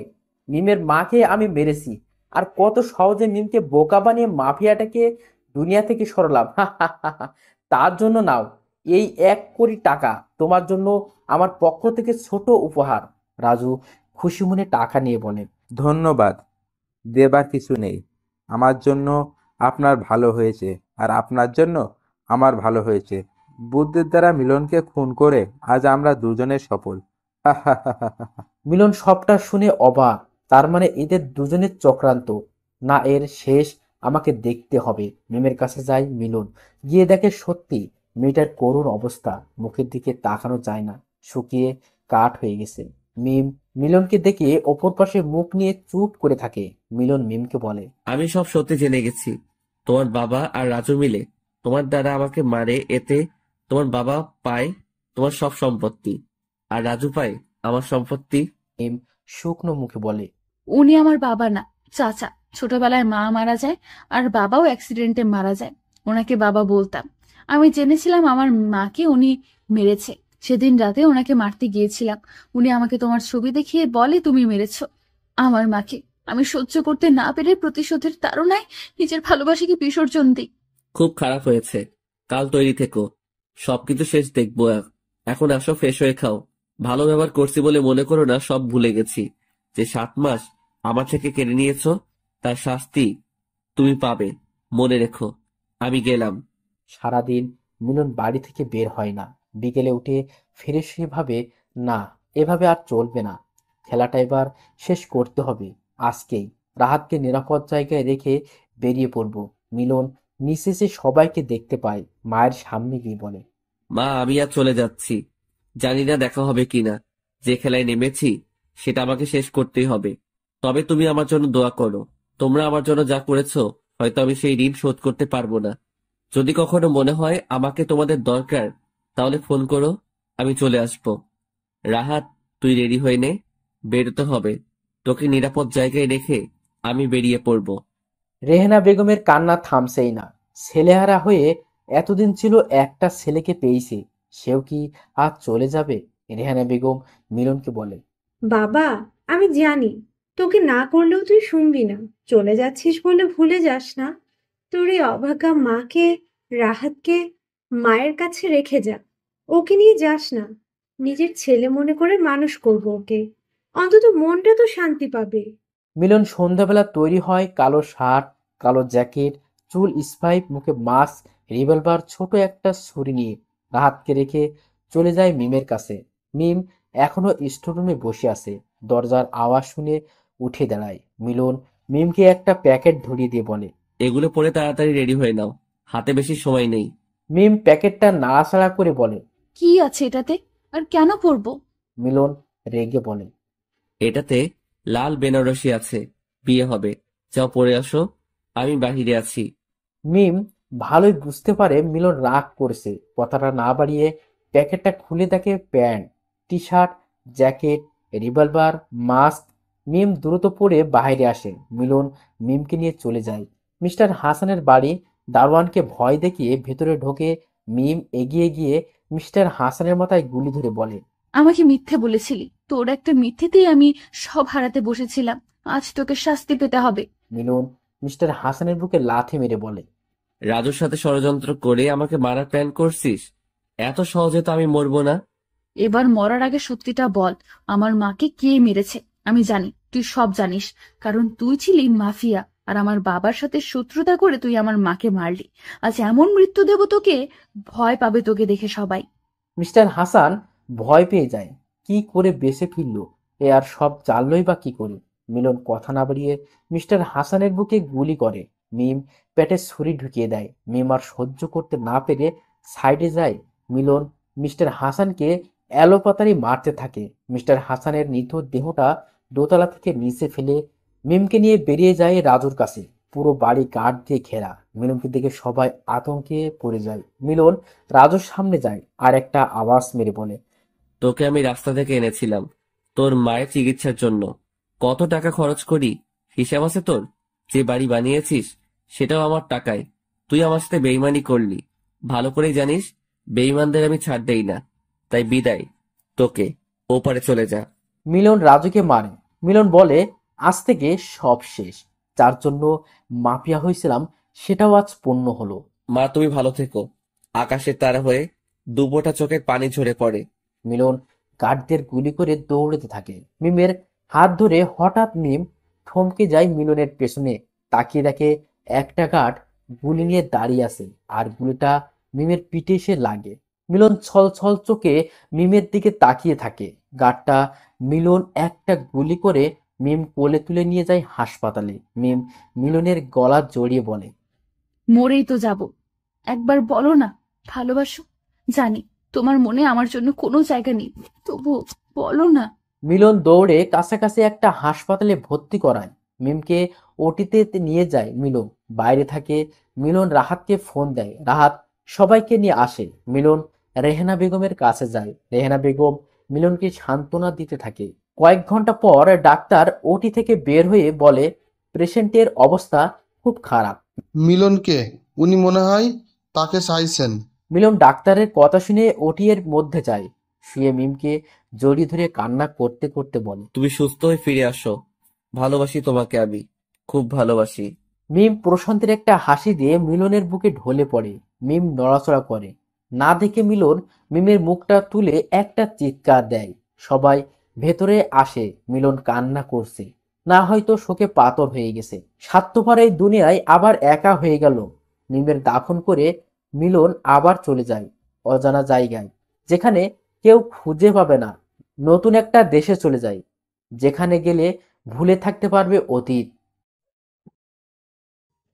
আপু আপু, তুমি জানো আমাদের স্কুলে একজন নতুন টিচার আসছে। দেখতে অনেক ভালো। আমাকে অনেকগুলো চকলেট দিছে। আমাকে অনেক আদর করে। রাইসা, তোমাকে বলছি না, বাহিরের মানুষ তোমাকে কিছু দিলে নিতে না, তারপরেও তুমি ওনার কাছ থেকে কেন নিলে? আব্বু, আমি তো নিতে চাইনি, ম্যাম আমাকে জোর করে দিছে। আজকের পর থেকে তুমি কখনো ওই টিচার থেকে কিছু নিবে না। যদি তোমার টিচার কিছু বলে তাহলে বলবে আব্বু মানা করছে। কথাটা মনে থাকবে? ঠিক আছে আপু, আমি আর কখনো ম্যাম থেকে কিচ্ছু নিব না। ওকে, এখন রুমে গিয়ে পড়তে বসো। আব্বু, তোমার রাফি চাচ্চুর সাথে কথা বলবো।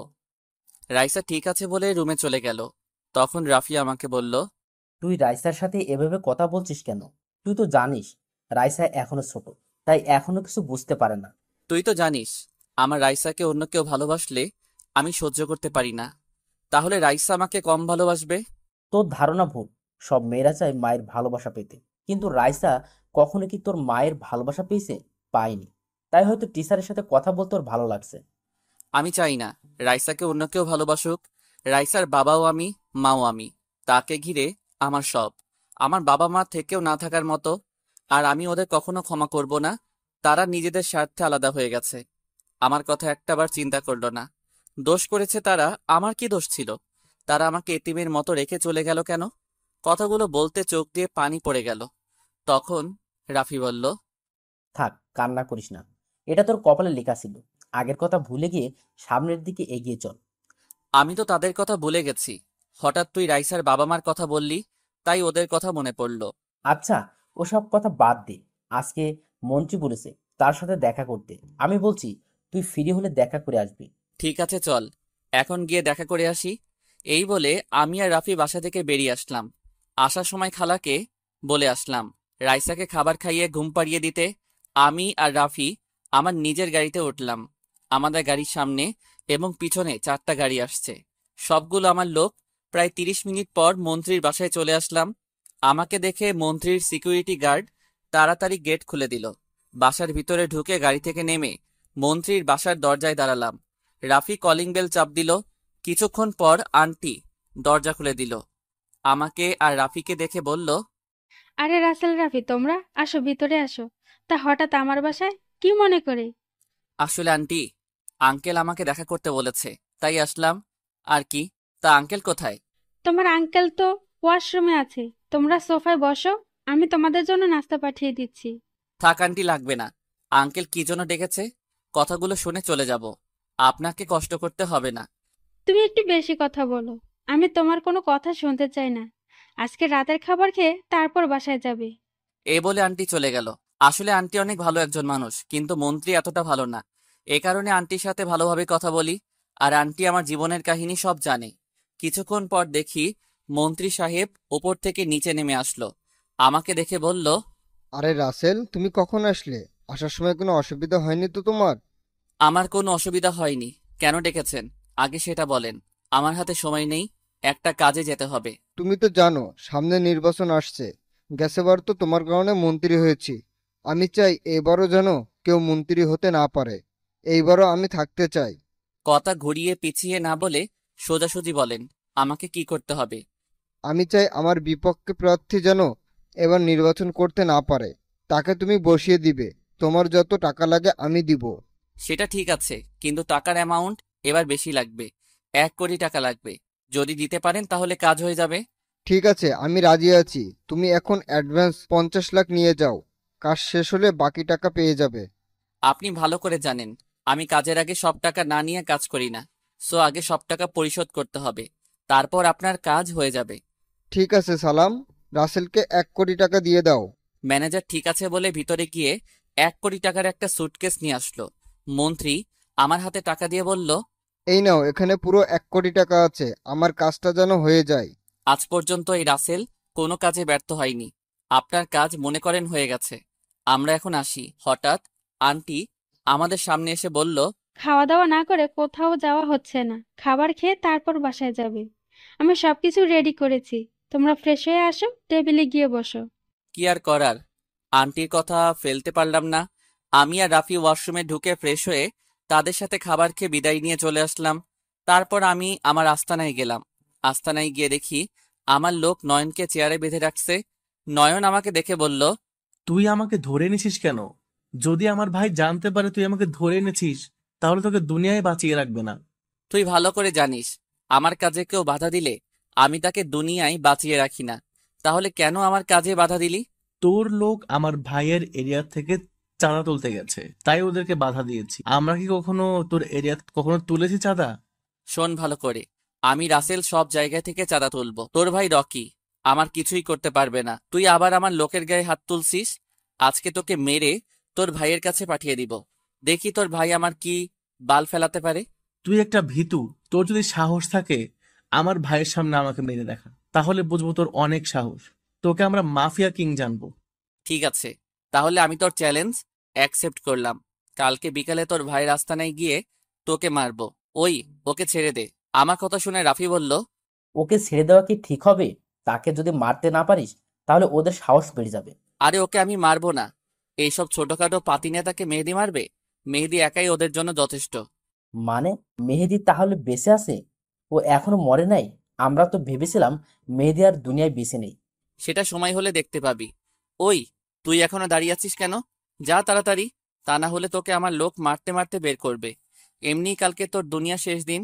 আমার কথা শুনে নয়ন দৌড় দিয়ে আস্তানা থেকে বেরিয়ে গেল। আমি সবার কাছ থেকে বিদায় নিয়ে বাসায় চলে আসলাম। কলিং বেল চাপ দেওয়ার পর খালা এসে দরজা খুলে দিল। আমি খালাকে বললাম, খালা, রাইসা কি ঘুমিয়ে গেছে? ও কি খাবার খেয়েছে? আমার কথা কিছু বলছে? হালকা খাবার খেয়েছে, তোমার কথা জিজ্ঞেস করেছে। আমি বলেছি তোমার আব্বু একটু কাজে বাইরে গিয়েছে, তুমি ঘুমিয়ে পড়ো, তোমার আব্বু কিছুক্ষণ পর চলে আসবে। তারপর অনেক কষ্টে ঘুম পাড়িয়ে দিছি। ও ঠিক আছে, আমি রুমে গেলাম। খাবার খাবো না, মন্ত্রীর বাসা থেকে খেয়ে আসছি। তুমি খাবার খেয়েছো? তুমি তো জানো তুমি না আসা পর্যন্ত আমি খাবার খাই না। খালা, তোমার এই জিনিসটা আমার ভালো লাগে না। খালি খালি আমার জন্য না খেয়ে বসে থাকো কেন? আমার কোনো ছেলে মেয়ে নেই, তোমাকে আমি নিজের ছেলের মতো দেখি, তাই তোমাকে ছাড়া খাবার খেতে পারি না। তুমি আমাকে রাস্তা থেকে তুলে এনে ঠাঁই দিয়েছো, তোমাকে ছাড়া খাবার খাবো কেমন করে? খালা, আপনি আমার কেউ না, তারপরেও আপনি আমাকে নিজের ছেলের মতো দেখেন। তাহলে আমার আপন বাবা মা আমার সাথে এরকম করলো কেন? সেটা কি তুমি বলতে পারবে খালা? থাক বাবা, হয়তো তোমার কপালে লিখা ছিল। তুমি ওসব নিয়ে চিন্তা করো না, তুমি রুমে গিয়ে ফ্রেশ হয়ে শুয়ে পড়ো, আমি খাবার খেয়ে রুমে যাব। আমি ঠিক আছে বলে নিজের রুমে চলে আসলাম। রুমে এসে দেখি রাইসা কোলবালিশ জড়িয়ে ধরে ঘুমিয়ে আছে। মেয়েটার চেহারার দিকে তাকালে কেমন যেন খারাপ লাগে। ওর বাবা মা যদি বেঁচে থাকতো তাহলে মেয়েটা বাবা মা ছাড়া হতো না। আমারই ভুল ছিল রাইসার সাথে ওইভাবে কথা বলা। সব মেয়েরা চায় তার বাবা মা তাকে আদর করুক, কোলে বসিয়ে খাবার খাইয়ে দিবে, কপালে চুমু দিয়ে স্কুলে পাঠাবে। তাহলে রাইসার ব্যাপারে আপনাদের সংক্ষিপ্তভাবে ঘটনা খুলে বলি। আমি একদিন একটা কাজ শেষ করে বাসায় যাচ্ছিলাম। হঠাৎ রাস্তার পাশে দেখি একটা মেয়ে বসে বসে কান্না করছে। তখন আমি গাড়ি থামিয়ে ওর কাছে গেলাম। তখন আমি ওকে বললাম, কি হয়েছে মামুনি, তুমি এত রাতে এখানে বসে বসে কান্না করছো কেন? তোমার আব্বু আম্মু কোথায়? মেয়েটা আমার দিকে তাকিয়ে আরো জোরে জোরে কান্না করতে করতে বলল, ওরা আমার আব্বু আম্মুকে মেরে ফেলেছে, ওই জঙ্গলে আমার আব্বু আম্মু পড়ে আছে, আপনি আমার আব্বু আম্মুকে বাঁচান, আমি আব্বু আম্মুকে ছাড়া থাকতে পারবো না। আমি মেয়েটার কথা শুনে জঙ্গলের ভিতরে গেলাম। ভিতরে ঢুকে দেখি মেয়েটা ঠিক কথা বলছে। দুজন চুরি দিয়ে আঘাত করে মেরে ফেলছে। আমি তাদের নাকের ডগায় হাত নিয়ে দেখি তারা আর বেঁচে নেই। তারপর রাফি এবং আমার কিছু লোককে ফোন দিয়ে আসতে বললাম। তারা 10 মিনিটের মধ্যে চলে এসেছে। পরে রাইসার আব্বু আম্মুকে একটা কবরস্থানের সামনে একটা হুজুরকে খবর দিয়ে এনে তাদের জানাজা দিয়ে দাফন সম্পন্ন করলাম। তারপর আমি রাইসাকে আমার বাসায় নিয়ে আসি। রাইসা ঠিক হতে প্রায় 3 মাস সময় লেগে গেছে। আমি সবসময় রাইসার পাশে ছিলাম, তাকে বলছি এখন আমি তার সব। আজকে থেকে আমি তার বাবা মা। এরপর একটা কেজি স্কুলে ভর্তি করিয়ে দিলাম। আমার লোক তাকে প্রতিদিন নিয়ে যায় এবং নিয়ে আসে। এই ছিল রাইসার কাহিনী। এবার বর্তমানে ফিরা যাক। আমি আপনাদের এখনো পরিচয় দেই নাই, অনেক কথা বলে ফেলছি। শুধু আমার নামটা জেনে রাখুন, আমি রাসেল। সবাই মাফিয়া কিং নামে চিনে। আর কিছু জানা লাগবে না, গল্পের সাথে থাকুন, সব জানতে পারবেন। আমি আর কোনো কিছু না ভেবে ঘুমিয়ে পড়লাম। রাইসার কপালে একটা চুমু দিলাম, তারপর রাইসাকে জড়িয়ে ধরে শুয়ে পড়লাম। পরের দিন সকালে রাইসা আমাকে ডাকতে লাগলো। আমি ঘুম ঘুম চোখে বললাম, কি হয়েছে মামুনি, এত সকাল সকাল ডাকছো কেন? আব্বু, আর একটু ঘুমাবো। আব্বু, আজকে তুমি আমাকে স্কুলে দিয়ে আসো। অনেক দিন হয়েছে, তুমি আমাকে স্কুলে দিয়ে আসো না। মামুনি, আজকে আমার শরীরটা ভালো লাগছে না, আরেকদিন তোমাকে নিয়ে যাব। আজকে তুমি ওদের সাথে যাও। না, আজকে তুমি আমাকে স্কুলে নিয়ে যাবে। আমি তোমার লোকের সাথে যাব না। তুমি যদি আমাকে না নিয়ে যাও, তাহলে আমি স্কুলে যাব না। কি আর করার, রাইসার জোরাজুরিতে শোয়া থেকে উঠে রাইসাকে বললাম, ঠিক আছে মামুনি, তুমি রেডি হয়ে নিচে গিয়ে নাস্তার টেবিলে আব্বুর জন্য অপেক্ষা করো। আব্বু ফ্রেশ হয়ে আসছি। ঠিক আছে আব্বু, তুমি আমার লক্ষ্মী আব্বু, তুমি আমার বেস্ট আব্বু। মা। রাইসা আমার কপালে একটা চুমু দিয়ে রেডি হতে লাগলো। আমি দাঁড়িয়ে না থেকে ওয়াশরুমে ঢুকে ফ্রেশ হয়ে আসলাম। রাইসা রেডি হয়ে নিচে চলে গেল। আমি একটা জামা গায়ে দিয়ে নিচে চলে আসলাম। চোখে এখন অনেক ঘুম, রাতে দেরি করে ঘুমাইছি তো। আমি নিচে এসে রাইসার পাশে একটা চেয়ার টেনে বসলাম। রাইসাকে নিজের হাতে নাস্তা খাইয়ে দিতে লাগলাম, সাথে আমিও খাচ্ছি। বাপ মেয়ে নাস্তা করে বাসা থেকে বেরিয়ে গাড়ি নিয়ে রাইসার স্কুলে যেতে লাগলাম। রাইসা প্রথম শ্রেণীতে পড়ে। আমার সামনে পিছে আমার লোক গাড়ি নিয়ে আসছে। কিছুক্ষণ পর রাইসার স্কুলের সামনে চলে আসলাম। রাইসা গাড়ি থেকে নামার পর হঠাৎ একটা মেয়ে আমাদের সামনে আসলো। আমি মেয়েটাকে দেখে পুরো অবাক হয়ে গেলাম। ও এখানে কেমন করে?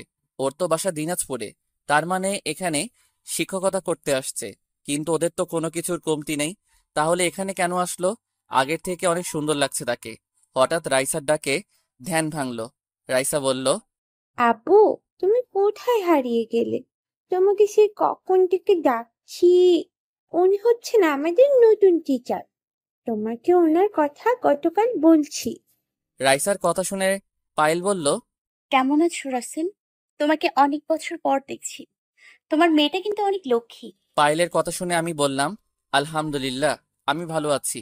তা বড়লোক বাবার একমাত্র মেয়ে হঠাৎ কেজি স্কুলে চাকরি করতে আসলেন কেন? আপনাদের তো টাকা পয়সার অভাব নেই। পায়েল আমার কথা শুনে বলল, আসলে আমি চাকরি করতে আসিনি।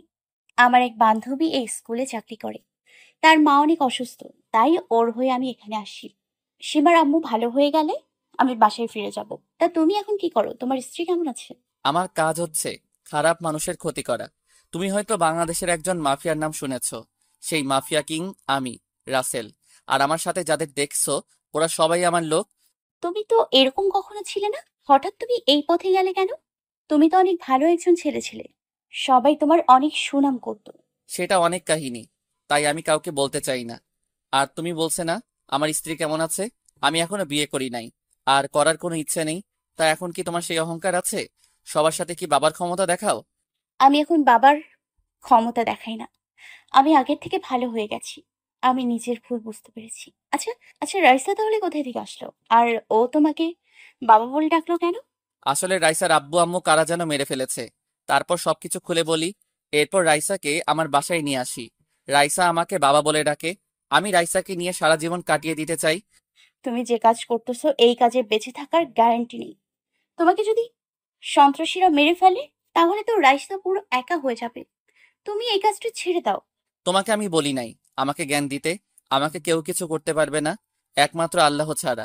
তুমি রাইসাকে নিয়ে ভিতরে যাও, আমার একটা কাজ আছে, সেখানে যেতে হবে। আমি কাজটা শেষ করে রাইসাকে নিয়ে যাব। এই কথা বলে আমার লোকগুলোকে নিয়ে নিজের কাজে যেতে লাগলাম। মোবাইল বের করে মেহেদিকে ফোন দিলাম। মেহেদি ফোন রিসিভ করার পর বলল, কিরে, কি অবস্থা তোর? হঠাৎ ফোন দিলে যে, কোনো কাজ আছে নাকি? আমি ভালো আছি। তোকে যে কারণে ফোন দিছি, সবাইকে ট্রেনিং দেওয়া কি হয়ে গেছে? হুম, সবাইকে ট্রেনিং দেওয়া হয়ে গেছে। এখন আমরা নিচ থেকে উঠতে পারি। যে ট্রেনিং দিছি সবাইকে, ওদের একজনের সাথে 5-6টা কিচ্ছু না। শুনে খুশি হলাম। এখন তাদের নিয়ে ওপরে উঠে আয়। রনির আস্তানায় গিয়ে নয়নকে তার সামনে মেরে আসবি। যদি মারতে পারিস তাহলে আমাকে মাফিয়া কিং বলে জানবে। আরে ওদের মতো টোকাই মাস্তানকে মারতে আমার লোকগুলাই যথেষ্ট। তুই কোনো চিন্তা করিস না, তোর কাজ হয়ে যাবে। তা কোন সময় যেতে হবে? তুই ওদের নিয়ে বিকাল 5টায় রনির আস্তানায় যাবি, আর আমি এখন রাফি এবং কিছু লোক নিয়ে মন্ত্রীর বিপক্ষ প্রার্থীর বাসায় যাচ্ছি। ওকে বসিয়ে দিতে হবে। এ কাজের জন্য মন্ত্রী 1 কোটি টাকা দিয়েছে। ঠিক আছে ঠিক আছে, তুই তাহলে ওই কাজ শেষ করে আয়। আমি সবাইকে রেডি করছি। নয়নকে মেরে তোর কাছে ফোন দিয়ে জানিয়ে দেব। আমি ঠিক আছে বলে ফোনটা কেটে দিলাম। প্রায় 30 মিনিট পর মন্ত্রীর বিপক্ষ প্রার্থীর বাসায় চলে আসলাম। সিকিউরিটি গার্ড আমাদের আটকালে রাফি ঠাস করে 2টা থাপ্পড় মেরে দেয়। সিকিউরিটি গার্ড আর কোনো কথা বলে নাই, গালে হাত দিয়ে চুপ হয়ে গেছে। আমরা সবাই বিপক্ষ প্রার্থীর দরজার সামনে দাঁড়িয়ে কলিং বেল চাপ দিলাম। কিছুক্ষণ পর একজন মায়ের বয়সী লোক এসে দরজা খুলে দিল। দেখে মনে হচ্ছে বিপক্ষ প্রার্থীর স্ত্রী। আমাকে আর রাফিকে দেখে বলল, তোমরা কারা? আমার বাসায় কি? আপনার স্বামী কোথায়? তাকে একটু ডাক দিন, তার সাথে আমাদের কিছু কথা আছে, কথাগুলো বলি আমরা চলে যাব। আরে রাসেল, তুমি আমার বাসায় কেন? আমার লোকেরা কি তোমার কোনো ক্ষতি করেছে? তুমি শুধু একবার বলো, আমি তোমার সামনে ওদের কঠিন শাস্তি দিব। আরে আমার কেউ কিছু করে নাই, আর কারো করার সাহস নেই। আমি যেটা বলার জন্য এসেছি, শুনেছি আপনি নাকি এবার মন্ত্রী নির্বাচন করবেন। তুমি ঠিকই শুনেছ। আমি ওই শফিকুলকে এবার হারিয়েই ছাড়বো। দেশের মানুষ আমার পক্ষে আছে। এবার আমার মন্ত্রী নির্বাচন কেউ ঠেকাতে পারবে না। তাই নাকি? তাহলে আমি বসে বসে ললিপপ খাবো। আপনাকে বসানোর জন্য 1 কোটি টাকা পেয়েছি। এখন আমি চাই আপনি বসে পড়ুন। তা না হলে এই রাসেল কি করতে পারে আপনি তা ভালোই করে জানেন। আমি কখনো এবার বসবো না। এবার আমি নির্বাচন করবই। তুমি আমার কিছুই করতে পারবে না। তুমি জানো না আমার হাত কত বড় মাফিয়াদের সাথে আছে। আপনি মনে হয় জানেন না আপনার কোথায় কি আছে। আমি সবকিছু জানি। আপনার ঢাকায় 6টা বাড়ি আছে, সব অবৈধ টাকায় করা। গুলশানের ভিতরে 5টা মদের গোডাউন আছে, 3টা আবাসিক হোটেল আছে। এখানে মেয়েদের দিকে ব্যবসা করেন। আরো অনেক কিছু আছে, সেগুলোর কথা নাই বললাম। আমি যদি এগুলো দেশের মানুষকে দেখাই এবং ধ্বংস করে দেই, তাহলে আপনি কিভাবে নির্বাচন করবেন? আমি যদি সরকারের কাছে সবকিছু বলে দেই, তাহলে আপনি কোথায় যাবেন? প্লিজ রাসেল, তুমি আমার এত বড় সর্বনাশ করো না। আমি তোমার কথায় রাজি আছি। আমি মন্ত্রী নির্বাচন করব না, তারপরেও তুমি আমার ক্ষতি করো না। কথাটা যেন মনে থাকে, তা না হলে আমি কি করতে পারি আপনি ভালোই করে জানেন। আমাকে যেন আপনার বাসায় আর আসতে না হয়। আবার যদি আসি তাহলে আপনি দুনিয়ায় বেঁচে থাকবেন না। এই বলে বিপক্ষ প্রার্থীর বাসা থেকে সবাই বেরিয়ে আসলাম। বিপক্ষ প্রার্থীর বাসা থেকে বেরিয়ে সোজা স্কুলের সামনে চলে গেলাম। গেটের সামনে গিয়ে দেখি রাইসা আর পায়েল দাঁড়িয়ে আছে। আমাকে দেখে রাইসা দৌড় দিয়ে আমার সামনে আসলো। কি ব্যাপার মামুনি, আজকে তোমার পড়ালেখা কেমন হয়েছে? কোনো শিক্ষক তোমার গায়ে কি হাত তুলছে? না আপু, ওই স্কুলের সবাই অনেক ভালো, আমাকে সবাই আদর করে। আপু, ম্যাম তোমাকে কিছু কথা বলবে। ম্যাম, আপনি কি বলবেন আপুকে? রাইসার কথা শুনে পায়েল আমার সামনে এসে বলল, আসলে রাসেল, এখানে আমাকে কি একটা বাসা নিয়ে দিতে পারবে? সে আমার বাসায় থাকতে আমার ভালো লাগছে না। তাদের 2টা রুম, একটায় ওর আব্বু আম্মু ঘুমায়, আরেকটায় সিয়াম আর ওর বড় ভাই ঘুমায়, আর ওপারে আমি। তাই বলছি আমাকে একটা বাসা খুঁজে দাও। আব্বু, তুমি ম্যামকে আমাদের বাসায় নিয়ে চলো। এখন থেকে ম্যাম আমাদের বাসায় থাকবে, আমার সাথে খেলবে, একসাথে কার্টুন দেখবে। আমার কাছে অনেক ভালো লাগবে। প্লিজ আব্বু, তুমি না করো না। রাইসার কথা শুনে আর মানা করতে পারলাম না। তাই আমি পায়েলকে বললাম, তুমি আমার বাসায় থাকতে পারো, তবে আমার কোনো কিছুতে কথা বলতে পারবে না। আমি কখন কি করি, কোথায় যাই, অনেক রাতে বাসায় ফিরি কেন, এসব কথা আমাকে বলতে পারবে না। শুধু রাইসার কথা ভেবে তোমাকে বাসায় নিয়ে যাচ্ছি। ঠিক আছে, আমি তোমার কোনো কিছুতেই কথা বলবো না, শুধু কিছুদিনের জন্য।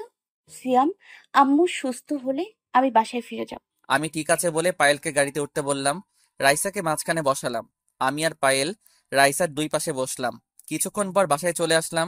গাড়িতে কেউ কোনো কথা বললাম না। গাড়ি থেকে নেমে আমি, পায়েল এবং রাইসা দরজার সামনে দাঁড়িয়ে কলিং বেল চাপ দিলাম। কিছুক্ষণ পর খালা এসে দরজা খুলে দিল। আমাদের সাথে পায়েলকে দেখে খালা বলল, রাসেল, এই মেয়েটাকে, তাকে তো চিনতে পারলাম না। আর কি কিছু হয়? আসলে খালা, ও হচ্ছে পায়েল। আমরা দুজনে একসাথে দিনাজপুরে পড়েছি। এখানে একটা বান্ধবীর বাসায় এসেছে। ও, এই ব্যাপার। তোমার কোনো সমস্যা নেই মা, তোমার যতদিন মন চায় থাকতে পারো। আর আমি বাসায় সব সময় থাকি। রাসেল কাজে কামে বেশিরভাগ বাহিরে থাকে। ঠিক আছে খালা, তুমি পায়েলকে একটা রুম দেখিয়ে দাও। আমি আমার রুমে গেলাম। আমি এখন একটু রেস্ট নিব। কোনো কিছুর দরকার হলে রাফি অথবা বাহিরের লোককে বলবে, তারা এনে দিবে। ঠিক আছে রাসেল, তুমি রুমে গিয়ে রেস্ট নাও। যদি খাবারটা খেয়ে ঘুম যেতে তাহলে অনেক ভালো হতো। ওকে খালা, আমি ফ্রেশ হয়ে আসছি। তুমি খাবার রেডি করো। আর পায়েল, তুমি ওপরে ডান পাশের রুমে চলে যাও। রুমে সবকিছু আছে। পায়েল ঠিক আছে বলে উপরে চলে গেল। আমিও আর কোনো কথা না বলে রাইসাকে কোলে করে নিয়ে রুমে চলে আসলাম। বাপ মেয়ে দুজনে একসাথে গোসল করে রাইসাকে জামা কাপড় পরিয়ে দিয়ে আমি একটা জামা গায়ে দিয়ে দুজনে নিচে চলে আসলাম।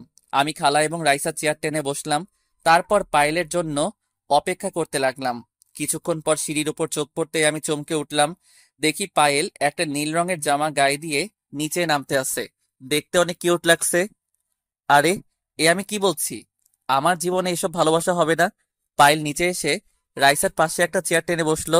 তারপর খালা খাবার বেড়ে দিতে লাগলো। হঠাৎ দেখি রাফি এক জায়গায় দাঁড়িয়ে আছে। তখন আমি বললাম, কিরে, তুই ওখানে দাঁড়িয়ে আছিস কেন? তোকে কি বলে বসাতে হবে, নাকি তোর লজ্জা করছে আমাদের সাথে বসতে? আসলে তেমন কিছু না, তোরা খেয়ে নে, আমি পরে খাবো। আর একটা কথা বলবি, তোর মাথা ফাটিয়ে ফেলবো। তাড়াতাড়ি চেয়ার টেনে বস। রাফি আর কোনো কথা না বলে একটা চেয়ার টেনে বসলো। খালাও আমাদের সাথে বসে পড়লো। সবাই মিলে খাবার খাচ্ছি। আমি রাইসাকে খাইয়ে দিতে লাগলাম, নিজেও খেতে লাগলাম। হঠাৎ রাইসা বলে উঠল, ম্যাম, আপনি একা একা খাচ্ছেন, আমাকে খাইয়ে দিবেন না? আমার খুব ইচ্ছে করছে আপনার হাতে খাবার খেতে। সরি রাইসা, আমি মনে করেছি তুমি তোমার আব্বুর হাতে ছাড়া অন্য কারোর হাতে খাবার খাও না, তাই তোমাকে বলিনি। তুমি হাঁ করো, আমি তোমাকে খাইয়ে দিচ্ছি। পায়েলের কথা মতো রাইসা হা করলো। তারপর পায়েল রাইসাকে খাবার খাইয়ে দিতে লাগলো। আমি মনে মনে বলছি, রাইসা এই 2 দিনে পায়েলকে কত আপন করে নিছে। আমার কাছে অনেক ভালো লাগছে। সারাদিন কাজের মধ্যে থাকি, রাইসাকে ঠিকভাবে সময় দিতে পারি না। রাইসা কি সুন্দর করে পায়েলের হাতে খাবার খাচ্ছে। আমার খাওয়া শেষ হলে আমি রুমে চলে আসি। তারপর বিছানায় শুয়ে একটা ঘুম দিলাম। হঠাৎ মোবাইলের শব্দে ঘুম ভেঙে গেল। ঘড়ির দিকে তাকিয়ে দেখি সন্ধ্যা হয়ে গেছে। তারপর মোবাইল হাতে নিয়ে দেখি মেহেদি ফোন দিছে। আমি ফোন রিসিভ করার পর মেহেদি বলল, রাসেল, কাজ শেষ। নয়নের শরীর থেকে মাথা আলাদা করে ফেললাম। রনিকে পায়ের মধ্যে 2টা গুলি করেছি। রনি আর তার ভাইয়ের মরা দেহের সামনে বসে কান্না করছে। আসার সময় রনিকে ওয়ার্নিং দিয়ে আসছি, আর কখনো যেন তোর কাজে বাধা না দেয়। যদি কখনো দেয় তাহলে ওর ভাইয়ের মতো ওকে উপরে পাঠিয়ে দেব। শুনে খুব খুশি হলাম। রনি হয়তো আমাকে ছোটখাটো মাস্তান মনে করছে। আমার পাওয়ার সম্বন্ধে তার কোনো আইডিয়া নেই। ও সিংহের গুহায় পা দিছে। ঠিক কথা বলেছিস। এখন বল, আমরা কি করব? আবার কি মাটির নিচে চলে যাব, নাকি উপরে থাকবো? না, তোরা উপরে থাকার দরকার নেই। তোরা আবার নিচে চলে যা। দরকার হলে আমি তোকে জানাবো। মেহেদি ঠিক আছে বলে ফোন কেটে দিল। আমি বিছানা থেকে উঠে ওয়াশরুমে ফ্রেশ হতে চলে গেলাম। ফ্রেশ হয়ে একটা জামা গায়ে দিয়ে রুম থেকে বেরিয়ে আসতেই কারো সাথে ধাক্কা খেয়ে দুজনে নিচে পড়ে গেলাম। যার সাথে ধাক্কা খেলাম সে আর কেউ নয়, পায়েল। পায়েলের ঠোঁটের সামনে আমার ঠোঁট। পায়েল ঘন ঘন নিঃশ্বাস নিচ্ছে। দুজন দুজনের দিকে তাকিয়ে আছি। ইচ্ছে করছে পায়েলের ঠোঁটের সাথে ঠোঁট লাগিয়ে দিতে, কিন্তু আমি নিজেকে কন্ট্রোল করে তাড়াতাড়ি উঠে গেলাম। আমি এক হাত বাড়িয়ে পায়েলকে উঠালাম। তখন পায়েল বলল, সরি, আমি তোমাকে দেখতে পাইনি। তুমি এখনো ঘুমিয়ে আছো, তাই তোমাকে ডাকতে রুমে ঢুকেছিলাম। হঠাৎ তুমিও রুম থেকে বেরিয়ে আসলে। সমস্যা নেই, আমি কিছু মনে করি নাই। আর রাইসা কোথায়? রাইসা আমার রুমে পড়তে বসছে, তাকে পড়া দেখিয়ে তোমাকে ডাকতে আসলাম। ঠিক আছে, আমি বাহিরে গেলাম। ফিরতে রাত হতে পারে। তুমি রাইসাকে খাবার খাইয়ে দিয়ে ঘুম পাড়িয়ে দিও। যদি কিছু মনে না করো, একটা কথা বলি। আমি তোমাকে টাকা দিচ্ছি, আসার সময় আমার জন্য কিছু ক্যাডবেরি নিয়ে আসো। তোমার টাকা লাগবে না। আমার কাছে কি টাকা নেই? আমি বসে বসে খেলেও আমার টাকা ফুরাবে না। পায়েল আর কোনো কথা বলল না। আমি বাসা থেকে বেরিয়ে আসার পর রাফি আমার সাথে আসলো। আর আমার লোক সব সময় আমার সাথে থাকে। তার একটা কাজে গেলাম। কাজটা শেষ করে আসতে একটু বেশি রাত হয়ে গেছে। আসার সময় পায়েলের কথা মতো 1 কার্টুন ক্যাডবেরি নিয়ে আসলাম। বাসায় আসার পর দরজার সামনে দাঁড়িয়ে কলিং বেল চাপ দেওয়ার পর পায়েল এসে দরজা খুলে দিল। আমি পায়েলকে দেখে বললাম, কি ব্যাপার, তুমি এখনো জেগে আছো কেন? রাইসা কি ঘুমিয়ে গেছে? হুম, তাকে খাবার খেয়ে ঘুম পাড়িয়ে দিলাম। আমি তোমার জন্য অপেক্ষা করতে লাগলাম। খালা এতক্ষণ ছিল, আমি ওনাকে রুমে পাঠিয়ে দিয়েছি। তো তুমি এত রাতে জেগে আছো কেন? তোমাকে বাসা থেকে বেরিয়ে যাওয়ার সময় বলছি না আমার আসতে রাত হবে? ওটা কোনো ব্যাপার না। আর আমার ঘুম আসছিল না। আমার ক্যাডবেরি কোথায়? এই যে তোমার ক্যাডবেরি, এক কার্টুন নিয়ে এসেছি, রাইসা আর তুমি খাবে। এই বলে কার্টুনটা পায়েলের হাতে দিয়ে নিজের রুমে চলে আসলাম। ওয়াশরুমে ঢুকে ফ্রেশ হয়ে বিছানায় শুয়ে মোবাইল টিপতে টিপতে ঘুমিয়ে পড়লাম। এবার চলুন পায়েলের ব্যাপারটা খুলে বলি সংক্ষিপ্তভাবে। দিনাজপুর হচ্ছে আমার নানার বাড়ি। নানার বাড়িটা দিনাজপুর টাউনে ছিল। আমি ওখান থেকে পড়াশোনা করছি এসএসসি পর্যন্ত। পায়েলও আমার সাথে পড়তো। পায়েল ছিল বড়লোক বাবার একমাত্র মেয়ে। তার অনেক অহংকার ছিল, কিন্তু আমার কোনো অহংকার ছিল না। পায়েল আমার গায়ে 2-3 বার হাত তুলেছে, তবে আমি সাথে সাথে তাকে পাল্টা আঘাত করেছি। পায়েল স্কুলের সকল ছাত্রছাত্রীদের সাথে খারাপ ব্যবহার করত, বাবার ক্ষমতা দেখিয়ে চলতো। এভাবে হাই স্কুল জীবন শেষ করি। তারপর আব্বু আম্মু আমাকে ঢাকায় নিয়ে আসে। ঢাকায় আসার পর এখানে একটা কলেজে ভর্তি হই। খুব সুন্দরভাবে চলছিল আমাদের সংসার। দেখতে দেখতে আমি ইন্টার পাস করি। এরপর হঠাৎ একটা ঝড় এসে সবকিছু এলোমেলো করে দেয়। একদিন আব্বু আম্মুর সাথে কিছু কথা নিয়ে কাটাকাটি হয়। আব্বু আম্মুর গায়ে হাত তোলে। আম্মু রাতে 2 দিন পর কাউকে কিছু না বলে কানাডা চলে যায়। এর কিছুদিন পর আব্বু আর একটা বিয়ে করে, নতুন বউকে নিয়ে আমেরিকা চলে যায়। তারা আমার কথা একটাবার চিন্তা করলো না, তারা নিজের স্বার্থটাই বুঝলো। এরপর থেকে থেকে আব্বু আম্মুর উপর রাগ এবং ঘৃণা জন্ম নেয়। এরপর আমি খারাপ ছেলেদের সাথে মেলামেশা শুরু করে দেই। আস্তে আস্তে আমি হয়ে যাই একজন মাফিয়া কিং। তবে আমি ভালো মানুষের কোনো ক্ষতি করি না, খারাপ মানুষের ক্ষতি করি। বাংলাদেশের বড় বড় নেতার সাথে আমার পরিচয় হয়। কার কোথায় কি আছে, কে কি করে, সব কিছু আমার জানা আছে। যদি আব্বু আম্মু আমার সাথে থাকতো তাহলে কখনো আমি এই পথ বেছে নিতাম না। তাদের কারণে আজকে আমি খারাপ হয়েছি। এখন হয়তো আপনারা বলবেন, আমি টাকার বিনিময়ে কাজ করি কেন? এই টাকা দিয়ে আমি কি করি? এই টাকা দিয়ে আমি ভালো কাজ করি। তবে কি কাজ করি সেটা আরেকটু সামনে গেলে জানতে পারবেন। দেখতে দেখতে 15-20 দিন চলে গেল। আমি কেমন যেন পায়েলের প্রতি দুর্বল হয়ে পড়ছি। রাইসা এখন পায়েলকে ছাড়া কিছু বোঝে না। পায়েল রাইসাকে নিজের মেয়ের মতো আদর যত্ন করে। এখন আমি বেশি রাত করে বাসায় ফিরি না, কারণ পায়েল সবসময় আমার জন্য রাত জেগে অপেক্ষা করে। তাকে বললেও শুনে না, তাই রাতে তাড়াতাড়ি বাসায় ফিরে আসি। সকালে সবাই একসাথে বসে নাস্তা করছি। পায়েল নিজ হাতে রাইসাকে নাস্তা খাইয়ে দিচ্ছে।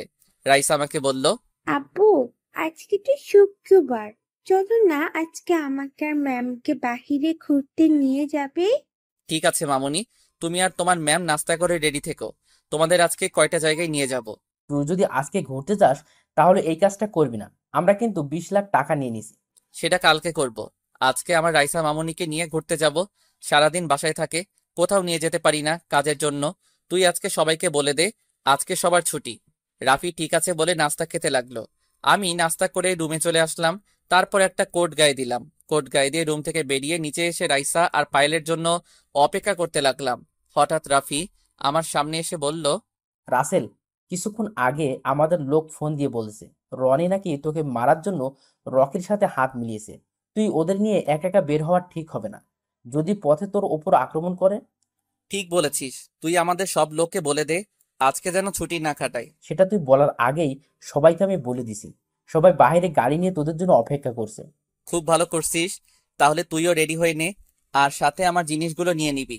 সেটা নিয়ে তোকে ভাবতে হবে না, আমি এখনই সবগুলো গাড়িতে নিচ্ছি। তুই রাইসা আর পায়েলকে নিয়ে বের হ। এই বলে রাফি চলে গেল। হঠাৎ সিঁড়ির উপর চোখ পড়তে আমি পুরো অবাক হয়ে গেলাম। আজকে পায়েলকে অনেক সুন্দর লাগছে। নীল রঙের একটা শাড়ি পরেছে। তাহলে সে বড়লোকের মেয়ে, এখন শাড়িও পরতে পারে।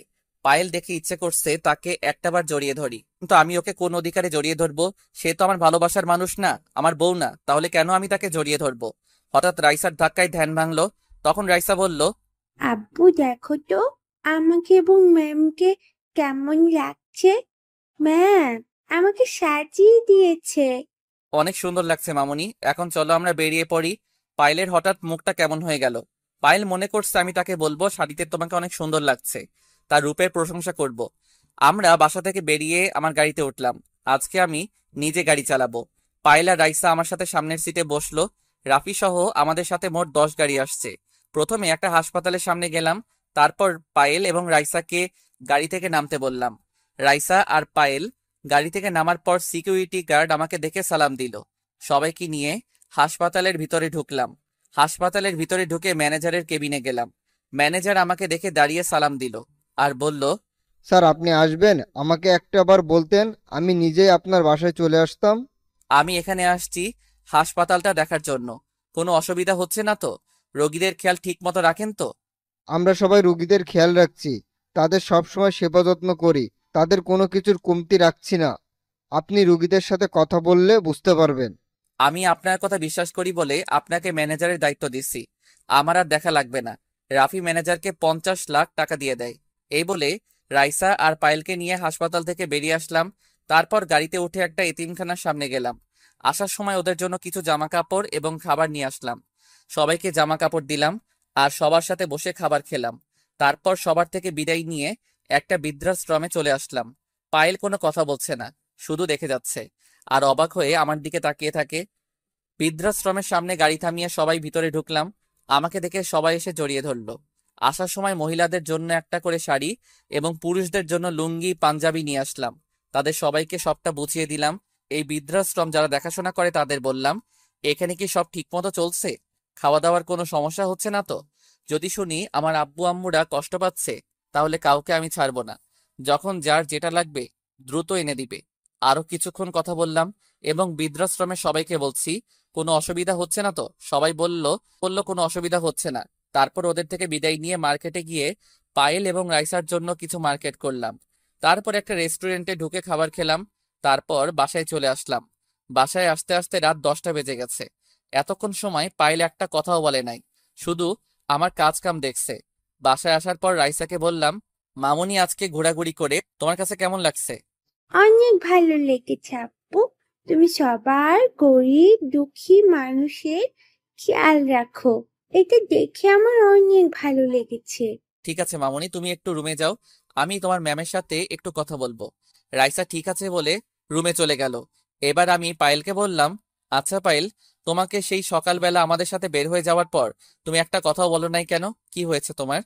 আমার কিছু হয়নি রাসেল, আমি তোমার কাজ কাম দেখে আজকে মুগ্ধ হয়ে গেলাম। তোমার এসব কাজ আমার অনেক ভালো লেগেছে। আমি কথা বলার ভাষা হারিয়ে ফেলেছি, কি বলবো তোমায়। তুমি মনে করছো কি আমি এতটাই খারাপ? আসলে তুমি যতটা খারাপ ভাবছো, এই রাসেল এতটা খারাপ না। আমি এসব কাজ করে যে টাকা নেই, সব টাকা এই গরিব দুঃখী মানুষের পিছনে খরচ করি। এখন হয়তো তুমি বলবে এসব হারাম টাকা। আমি বলবো একটা টাকাও হারাম না, কারণ এসব টাকা গরিবদের হকের টাকা। বড় বড় নেতা গরিবদের পেটে লাথি দিয়ে এসব টাকা নিছে, আর সেই টাকা আমি কাজের বিনিময়ে নিয়ে আসি। আর সেই টাকা দিয়ে তাদের জন্য হাসপাতাল, এতিমখানা, স্কুল, বৃদ্ধাশ্রম এগুলো করে দিছি। হঠাৎ দেখি পায়েলের চোখে পানি। তখন আমি বললাম, এই পায়েল, তুমি কান্না করছো কেন? আমি কি খারাপ কিছু বলেছি? আমার কথায় কি কষ্ট পেয়েছো? এই কথা বলার সাথে সাথে পায়েল আমাকে জড়িয়ে ধরলো। কিছুক্ষণ জড়িয়ে ধরে তার রুমে চলে গেল। আমি তো কিছুই বুঝতে পারলাম না। এত কিছু বুঝে লাভ নেই। আমি আমার রুমে চলে আসলাম। রুমে এসে ফ্রেশ হয়ে বিছানায় শুয়ে পড়লাম। পরের দিন সকালে রাফি এবং কিছু লোক নিয়ে রকির আস্তানায় গেলাম। রকি হয়তো আমাকে এভাবে তার এখানে দেখবে আশা করে নাই। রকির সাথে রনিও আছে। তখন রকি বলল, আরে ভাই, আপনি আমার এখানে? আপনি একটা ফোন দিলে তো আমি আপনার কাছে চলে আসতাম। আপনি শুধু শুধু কষ্ট করে আসতে গেলেন কেন? ওই তোরা ভাইকে চেয়ার দে। আমি এখানে বসতে আসি নাই, শুধু তোকে আর রনিকে একটা ওয়ার্নিং দিতে আসছি। শুনেছি রনি নাকি আমাকে মারার জন্য তোর কাছে এসেছে। তুই যদি আমার বা আমার লোকদের উপর একটা আঘাত করিস, তাহলে তোদের দুইটাকে দুনিয়ায় বাঁচিয়ে রাখবো না, কথাটা মনে রাখিস। ভাই, আপনি মানুষের কথা বিশ্বাস করবেন না। কোথায় আপনি আর কোথায় আমি? আমি তো আপনার একটা পশম ছিঁড়তে পারবো না। তাহলে রনি তোর কাছে এসেছে কেন? তোর তো ওর সাথে ভেজাল ছিল। ভাই, রনি আমার কাছে ক্ষমা চাইতে এসেছে। সে তার ভুল বুঝতে পেরেছে, তাই আমিও তাকে ক্ষমা করে দিছি। দুজনে এখন আগের মতো হয়ে গেছি। আগের মতো হয়েছিস ভালো কথা। যদি কখনো আমায় ক্ষতি করার চেষ্টা করিস, তাহলে রনির ছোট ভাইকে যেভাবে মেরেছি তোদেরকেও সেইভাবে মারবো, কথাটা মনে রাখিস। এ কথা বলে রনির আস্তানা থেকে বেরিয়ে গাড়ি নিয়ে বাসায় চলে আসলাম। কলিং বেল চাপ দেওয়ার পর পায়েল এসে দরজা খুলে দিল। আমাকে দেখে বলল, তুমি এত সকাল সকাল কোথায় গেছো? আর নাস্তাটাও করে যাওনি? তুমি তো এত সকাল ঘুম থেকে ওঠো না। আসলে সকালে একটা কাজ ছিল, সেটা শেষ করে আসছি। খালাকে বলো টেবিলে নাস্তা দিতে, আমি ফ্রেশ হয়ে আসছি। খালা রান্নাঘরে, তুমি গিয়ে ফ্রেশ হয়ে আসো, আমি টেবিলে নাস্তা দিচ্ছি। আমি ঠিক আছে বলে রুমে চলে আসলাম। তারপর ফ্রেশ হয়ে নিচে চলে আসলাম। পায়েল আমার সামনে নাস্তা দিল। হঠাৎ পায়েল যেটা বলল সেটা শুনে আমার মনটা পুরো খারাপ হয়ে গেল। পায়েল এটা কি বলছে? রাসেল, আমি কালকে সকালে বাড়িতে চলে যাব। সীমার আম্মু এখন সুস্থ আছে। আব্বু কালকে গাড়ি পাঠিয়ে দেবে। আরো কিছুদিন থেকে যাও। আর সীমা, স্কুলে আসলে সমস্যা কোথায়? তুমি আমার বাসায় আরো কিছুদিন থাকো। আমার মনে হয় রাইসা তোমাকে ছাড়া থাকতে পারবে না। আমার থেকে এখন তোমাকে ভালোবাসে। হঠাৎ রাইসা আমাদের সামনে এসে বলল, ম্যাম, আপনি যাবেন না। আপনাকে ছাড়া আমি থাকতে পারবো না। আপনি চলে গেলে আমার সাথে কে খেলবে? কে আমাকে খাইয়ে দিবে? কে আমাকে আদর করবে? কে আমাকে সুন্দর করে পড়াবে? প্লিজ ম্যাম, আপনি যাবেন না। রাইসা, এটা হয় না। আমি তো আর সারা জীবনের জন্য তোমাদের বাসায় আসিনি। আর বাইরের মানুষ খারাপ বলবে। তাহলে আপনি আমার আম্মু হয়ে যান। তাহলে আর কেউ কিছু বলবে না। আপনাকে ছাড়া আমি 1 মিনিটও থাকতে পারবো না। রাইসার কথা শুনে আমি আর পায়েল দুজন দুজনের দিকে তাকালাম। তখন আমি বললাম, রাইসা তুমি এটা কি বলছো? উনি তোমার ম্যাম হয়, ওনার কাছে ক্ষমা চাও। রাইসা, তোমার আব্বু যদি রাজি থাকে তাহলে আমি বিয়ে করতে রাজি আছি। পায়েল, এ তুমি কি বলছো? তোমার আব্বু আম্মু কখনো আমার কাছে তোমাকে বিয়ে দিবে না। তারা যদি আমার নাম শুনে কখনো তোমাকে আমার হাতে তুলে দিবেন। কেন তুলে দেবে না? তুমি তো আর খারাপ কাজ করো না। তুমি গরিব দুঃখী মানুষের জন্য কাজ করে যাচ্ছ। আর একটা সত্যি কথা বলো তো, তুমি কি আমাকে ভালোবাসো না? না। আমি পায়েলের কথা শুনে কি বলবো কিছুই ভেবে পাচ্ছি না। কি করে বলবো পায়েল, আমিও যে তোমাকে ভালোবেসে ফেলেছি। কিন্তু আমি যে কাজ করি এটা শুনে তোমার আব্বু আম্মু কখনো আমার কাছে বিয়ে দিবে না। তখন আমি বললাম, আমি তোমাকে ভালোবাসি, কিন্তু তোমার আব্বু আম্মু কি আমাকে মেনে নিবে? সেটা তুমি আমার উপর ছেড়ে দাও। তাদের রাজি করার দায়িত্ব আমার। যদি তারা রাজি না হয় তখন তুমি কি করবে? সব বাবা মা চায় মেয়েকে ভালো ছেলের সাথে বিয়ে দিতে, কিন্তু আমার মতো মাফিয়া এবং খুনির কাছে কি তোমার আব্বু আম্মু বিয়ে দিবে? আমার আব্বু আম্মু আজ পর্যন্ত আমি যা চেয়েছি তাই এনে দিয়েছে। সত্যি কথা বলতে, আমিও তোমাকে অনেক ভালোবেসে ফেলেছি। না, আমি এখন তোমাকে ম্যাম বলে ডাকবো না, আম্মু বলে ডাকবো। আজকে আমার আব্বু আম্মু সবাই আছে। কেউ বলতে পারবে না তোর আব্বু আম্মু মারা গেছে। কে বলেছে তোমার আব্বু আম্মু মারা গেছে? আজকে থেকে আমিও তোমার আম্মু। রাইসা আর কোনো কথা না বলে পায়েলকে জড়িয়ে ধরে কান্না করে দিল। হঠাৎ রাফি এসে বলল, রাসেল, তোর সাথে পার্সোনাল কিছু কথা আছে, তুই যদি একটু শুনতি। পায়েল, তুমি রাইসাকে নিয়ে একটু রুমে যাও, আমি রাফির সাথে কথা বলে আসছি। পায়েল ঠিক আছে বলে রাইসাকে নিয়ে রুমে চলে গেল। তারপর আমি রাফিকে বললাম, এবার বলো, কি এমন পার্সোনাল কথা? আজকে সকালে ওই লোকটা ফোন করে বলেছে ওই খুনিদের নাকি উনি দেখেছে এবং খুনিদের পিছনে পিছনে গিয়ে তাদের আস্তানা চিনে এসছে। তাহলে আজকে ওই খুনিদের শেষ দিন। একটা মেয়েকে তারা এতিম করেছে, ওদের বাঁচিয়ে রেখে লাভ নেই। তুই বাহিরে গিয়ে সবকিছু রেডি কর, আমি পায়েল এবং রাইসাকে বলে আসছি। রাফি ঠিক আছে বলে বাহিরে চলে গেল। আপনারা হয়তো ভাবছেন কিসের খুনি, একটু অপেক্ষা করুন, তাহলে সব জানতে পারবেন। আমি পায়েলের রুমে গিয়ে দেখি পায়েল রাইসাকে পড়াচ্ছে। তখন আমি বললাম, পায়েল, আমি একটু বাহিরে যাচ্ছি, আজকে তুমি রাইসাকে স্কুলে নিয়ে যাও, তোমাদের সাথে আমার লোক গাড়ি নিয়ে যাবে। কে কাজে বাইরে যাবে সেটা জিজ্ঞেস করবো না, শুধু বলবো সাবধানে কাজ করো, তোমার যেন কোনো ক্ষতি না হয়। আমাকে নিয়ে তোমার চিন্তা করতে হবে না, এই রাসেলের কেউ কোনো ক্ষতি করতে পারবে না। তুমি রাইসাকে নিয়ে স্কুলে যাও, বলে বাসার বাহিরে চলে আসলাম। বাহিরে এসে দেখি রাফি সবকিছু রেডি করে রাখছে। তারপর 5টা গাড়ি লোক নিয়ে ওই খুনিদের আস্তানায় যেতে লাগলাম। আসার সময় বাকি লোকদের বলে আসছি পায়েল আর রাইসাকে স্কুলে নিয়ে যেতে, স্কুল ছুটি হলে তাদের নিয়ে বাসা যেতে। আমরা ওই খুনিদের আস্তানায় চলে আসলাম। গাড়ি নিয়ে সোজা আস্তানার ভিতরে ঢুকে গেলাম। গাড়ি থেকে নেমে দেখি রনি এবং রকি দুজনে বসে গল্প করছে। আসার সময় ওই লোকটাকে সাথে করে নিয়ে আসলাম। ওই লোকটা বলল, ভাই, এরা ওই দিন রাতে ওই মেয়েটার আব্বু আম্মু মেরেছে, আমি নিজের চোখে দেখেছি। রনি আর রকি আমাকে দেখে রকি বলল, তুই কি সমস্যা সমাধান করবি? তোরা 5 মাস আগে রাতে 2জন লোককে মেরে ফেলছিস, এখন বল তাদের কেন মারছিস? প্রথম কথা হচ্ছে তোদের বসকে, আর কি কাজে ওদের মারছিস? আমরা একটা 5 তলা বাসায় ভাড়া থাকতাম, ইয়াবা ব্যবসা করতাম। একদিন তারা স্বামী স্ত্রী দেখে ফেলে, পরে পুলিশের কাছে গিয়ে বলে দেয়। তারা ওই বাসার নিচতলায় ভাড়া থাকতো। পুলিশ এসে আমাদের সব ইয়াবা এবং আমাদের লোকগুলোকে নিয়ে যায়। আমাদের বস বলেছে ওদেরকে মেরে ফেলতে, তাই ওই দিন রাতে তাদের রাস্তায় আটকে কুপিয়ে মারি। ও আচ্ছা, এবার বল তোদের বসকে, সে কোথায় থাকে? আমাকে তো বললি না তোদের বসের কথা। আমাদের বসকে সেটা আমরা কখনো বলবো না, উনি রাতের আধারে কাজ করে। ওই দিন আমাদের সাথে বসও ছিল। তোরা যদি তোদের বসের কথা না বলিস আজকে তোদের কেউ বাঁচাতে পারবি না। তাই বলছি তোদের বসকে, এবং থাকে কোথায়? এতক্ষণ তোর সাথে ভালোভাবে কথা বলছি, এখন আর বলবো না। তোর যদি সাহস থাকে আমাদের মেরে দেখা। তুই সাথে কয়জন লোক নিয়ে এসেছিস? আর তোর চারপাশে তাকিয়ে দেখ, আমাদের লোক তোর লোকের চেয়ে 3 গুণ বেশি আমাদের লোক। আজকে তুই এবং তোর লোক কেউ বাঁচতে পারবি না। আচ্ছা তাই নাকি? তোরা হয়তো আমার সম্বন্ধে ভালো করে জানিস না। এই রাসেলের সব লোক ট্রেনিং প্রাপ্ত। ওই তোরা দাঁড়িয়ে আছিস কেন? ওদের মেরে ফেল। আমি কথাটা বলার সাথে সাথে আমার লোক গুলি করা শুরু করে দিচ্ছে। নি আর রকি লোক চারপাশে লুকিয়ে গুলি করা শুরু করে দিচ্ছে। আমরা আসার সময় সবকিছু রেডি করে আসছি, মানে আমাদের শরীরে যেন গুলি না লাগে সে ব্যবস্থা করে আসছি। রনি আর রকি সব লোক গুলি খেয়ে মাটিতে গড়াগড়ি খাচ্ছে। আমি রনি আর রকির পায়ে গুলি করলাম, ওরা সাথে সাথে মাটিতে বসে পড়লো।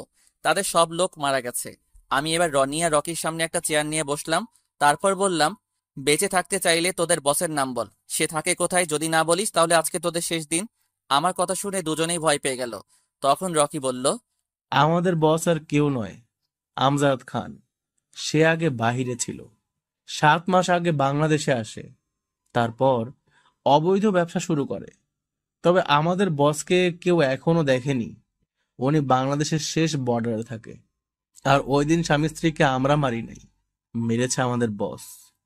কারণ পুলিশ তার 1 কোটি টাকার ইয়াবা নিয়ে গেছে। আমজাদ খানের কথাটা শুনে বুকের ভিতর কেমন মোচড় দিয়ে উঠল। কে এই আমজাদ খান? আমি যাকে চিনি সে আবার নয় তো? যদি সে হয় তারপরেও তাকে আমি বাঁচিয়ে রাখবো না। তার প্রতি আমার অনেক রাগ আছে। তখন আমি রাফিকে বললাম, রাফি, আমি গাড়িতে গিয়ে বসছি, তুই ওদের কি করবি করে আয়। ঠিক আছে, তুই গিয়ে বাড়িতে বস, ওদের ব্যবস্থা আমি করে আসছি। আমি আর কোনো কথা না বলে বাইরে এসে গাড়িতে গিয়ে বসলাম। 10 মিনিট পর রাফি সবগুলো লোক নিয়ে বেরিয়ে আসলো। সব লোক গাড়িতে উঠে বসলো। রাফি আমার সাথে সামনের সিটে বসলো। তখন রাফি বলল, দুইজনের একটা করে হাত এবং একটা করে পা কেটে দিলাম, আর আমজাদ খানের ঠিকানা নিয়ে আসলাম। ওই শালা নাকি সিলেটের শেষ মাথায় থাকে। ঠিক আছে, ওর ব্যবস্থা পরে করব। এখন বাসায় চল। আমার কথা শুনে রাফি আর কোনো কথা বলল না। তারপর আমরা বাসায় যেতে লাগলাম। আপনারা হয়তো সবকিছু বুঝতে পারছেন। যদি কেউ না বুঝেন তাহলে আমি বুঝিয়ে বলছি। আমি যাদের খুনের কথা বলছি তারা আর কেউ নয়, রাইসার আব্বু আম্মুর কথা বলছি।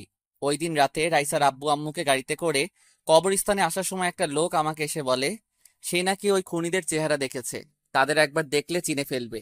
এরপর ওই লোকটাকে নিয়ে খুনিদের খুঁজতে থাকে। ওই লোকটা একটা অফিসে চাকরি করে। ওই দিন অফিসে কাজের চাপ বেশি থাকায় অফিস থেকে আসতে অনেক রাত হয়ে যায়। কোনো গাড়ি না পেয়ে হেঁটে হেঁটে বাসায় যাচ্ছিল। আপনাদের সাথে কথা বলতে বলতে বাসায় চলে আসলাম। আমি গাড়ি থেকে নেমে দরজার সামনে এসে কলিং বেল চাপ দেওয়ার পর পায়েল এসে দরজা খুলে দিল। আমাকে দেখে বলল, যাক, তোমার কিছু হয়নি। আমি তো অনেক চিন্তা করছিলাম তোমার জন্য। একমাত্র আল্লাহ ছাড়া এই রাসেলের গায়ে কেউ আঘাত করতে পারবে না। আমার যে ক্ষতি করতে আসবে সবগুলোকে মেরে নদীতে ভাসিয়ে দিব। ঠিক আছে, এখন কথা না বলে রুমে গিয়ে ফ্রেশ হয়ে আসো, আমি তোমাদের টেবিলে খাবার দিচ্ছি। আমি ঠিক আছে বলে রুমে চলে আসলাম। ওয়াশরুমে ঢুকে ফ্রেশ হয়ে একটা জামা গায়ে দিয়ে নিচে আসলাম। একটা চেয়ার টেনে বসলাম। কিছুক্ষণ পর রাফি এসে বসলো। পায়েল আমাদের দুজনকে খাবার বেড়ে দিচ্ছে। তখন আমি বললাম, আচ্ছা পায়েল, খালা কবে আসবে সেটা কি তোমাকে বলেছে? আমার কাছে তো কিছুই বলেনি। যাওয়ার সময় বলে গেছে কিছুদিন থেকে তারপর চলে আসবে। ও ঠিক আছে, তুমিও আমাদের সাথে বসে পড়ো। আর রাইসা কোথায়? ওকে তো দেখছি না। রাইসাকে খাবার খাইয়ে দিয়ে ঘুম পাড়িয়ে দিয়েছি, সে এখন ঘুমোচ্ছে। আমি আর কোনো কথা না বলে খাবার খেয়ে রুমে চলে আসলাম। কিছুক্ষণ পর পায়েল আমার রুমে এসে বিছানায় শুয়ে আমাকে জড়িয়ে ধরলো। এই পায়েল, তুমি এটা কি করছো? আমাদের এখনো বিয়ে হয়নি, তুমি আমাকে জড়িয়ে ধরলে কেন? আমার মন চাইছে তাই তোমাকে জড়িয়ে ধরেছি। আর বিয়ে হয়নি তো কি হয়েছে, বিয়ে তো একদিন হবে। আমরা তো খারাপ কিছু করতে যাচ্ছি না। আগে আমাদের বিয়ে হোক, তারপর তুমি যা খুশি করো, আমি তোমাকে বাধা দিব না। আমাদের ব্যাপারে তোমার আব্বু আম্মুকে সবকিছু খুলে বলছো? এখনো কিছু বলি নাই, আগে তোমার সাথে কিছুদিন প্রেম করব, তারপর আব্বু আম্মুকে বলবো। ঠিক আছে, এখন আমাকে ছাড়ো। না, ছাড়বো না। আমাকে এখন একটা কিস করো, তারপর চেয়ে দিব। আচ্ছা পায়েল, হঠাৎ তোমার কি হলো? তুমি আগে আমার সাথে কিভাবে কথা বলতে, আর এখন কিভাবে কথা বলছো? আগে তো তোমার কথা মতোই চলেছি, এবং তোমার সাথে আমার কিছু ছিল না। এখন তুমি আমার ভালোবাসা, তাই এখন সাহস বেড়ে গেছে। তুমি আমার মতো মাফিয়াকে কেন ভালোবাসালে? আমার এই জীবনের কোনো নিরাপত্তা নেই। কখন শত্রু এসে আমাকে মেরে ফেলে তার কোনো নিশ্চয়তা নেই। তোমাকে যদি কেউ মেরে ফেলে তাহলে সেদিন আমিও তোমার সাথে মরে যাব। আমি তোমাকে অনেক ভালোবাসি, তোমাকে ভালোবেসেছি শুধুমাত্র গরিব দুঃখীদের পাশে দাঁড়ানোর জন্য। আর আমি জানি তুমি ভালো মানুষের কোনো ক্ষতি করবে না, তুমি খারাপ মানুষের ক্ষতি করবে। তুমি জানো পায়েল, যখন রাস্তা দিয়ে গাড়ি নিয়ে যাই তখন এসব গরিব দুঃখীদের রাস্তার পাশে পড়ে থাকতে দেখি, তখন নিজের কাছে অনেক খারাপ লাগে। তাই ওদের জন্য এই কাজগুলো করে যাচ্ছি। আর আমার এই খারাপ কাজ করার কোনো ইচ্ছে ছিল না, একমাত্র আব্বু আম্মুর কারণে এই পথটা বেছে নিতে বাধ্য হয়েছি। আমি বলি কি, তুমি এসব কাজ ছেড়ে দাও। আমরা দুজনে বিয়ে করে আবার সবকিছু নতুন করে শুরু করব। এখন আমি এই কাজ ছাড়তে পারবো না। আমি তখনই এই কাজ ছেড়ে দিব যখন বাংলাদেশ থেকে সব ময়লা আবর্জনা পরিষ্কার করতে পারবো। সেই দিন আমি নিজেই এসব কাজ ছেড়ে দিব। এখন ছেড়ে দিলে খারাপ লোকগুলো চান্স পেয়ে যাবে, রাস্তাঘাটে মানুষ নিরাপদে চলতে পারবে না। একমাত্র আমার কারণে এই দেশের মানুষ নিরাপদে চলতে পারে। আমার কথাটা শেষ হতে না হতেই পায়েল এমন কিছু করবে সেটা আমি কখনো ভাবতে পারিনি। পায়েল আমার সাথে এটা কি করলো? আমার কথা শেষ হতেই পায়েল আমার ঠোঁটের সাথে ঠোঁট লাগিয়ে দিল, আমাকে শক্ত করে জড়িয়ে ধরে কিস করতে লাগলো। প্রায় 5 মিনিট পর ছেড়ে দিল। আমি হাঁপাতে হাঁপাতে বললাম, পায়েল এটা তুমি কি করলে? আমি তোমার কাছে এমন কিছু আশা করি নাই। আমি বলছি না আমাদের বিয়ের আগে কিছু হবে না? আমি তো বেশি কিছু করিনি, শুধু তোমাকে কিস করেছি। আর আমি তোমাকে ভালোবেসে কিস করেছি। ঠিক আছে, এখন তুমি আমার রুম থেকে যাও। দেখো রাইসা একা একা কি করছে। পায়েল ঠিক আছে বলে রুম থেকে বেরিয়ে গেল। দেখতে দেখতে 1 মাস চলে গেল। পায়েল আর আমার ভালোবাসা আগের মতো আছে। কালকে নির্বাচন, এই 1 মাসে আর কোনো কাজ করি নাই। নির্বাচন শেষ হলে আমার একটা মিশন আছে। এই যে ভাইরা আপুরা, কোথায় যেতেছেন? ভিডিও দেখেই চলে যাবেন সেটা তো হবে না, আমাদের চ্যানেলটা সাবস্ক্রাইব করতে হবে। তো তাড়াতাড়ি আমাদের চ্যানেলটা সাবস্ক্রাইব করুন আর নেক্সট পার্টের জন্য অপেক্ষা করুন।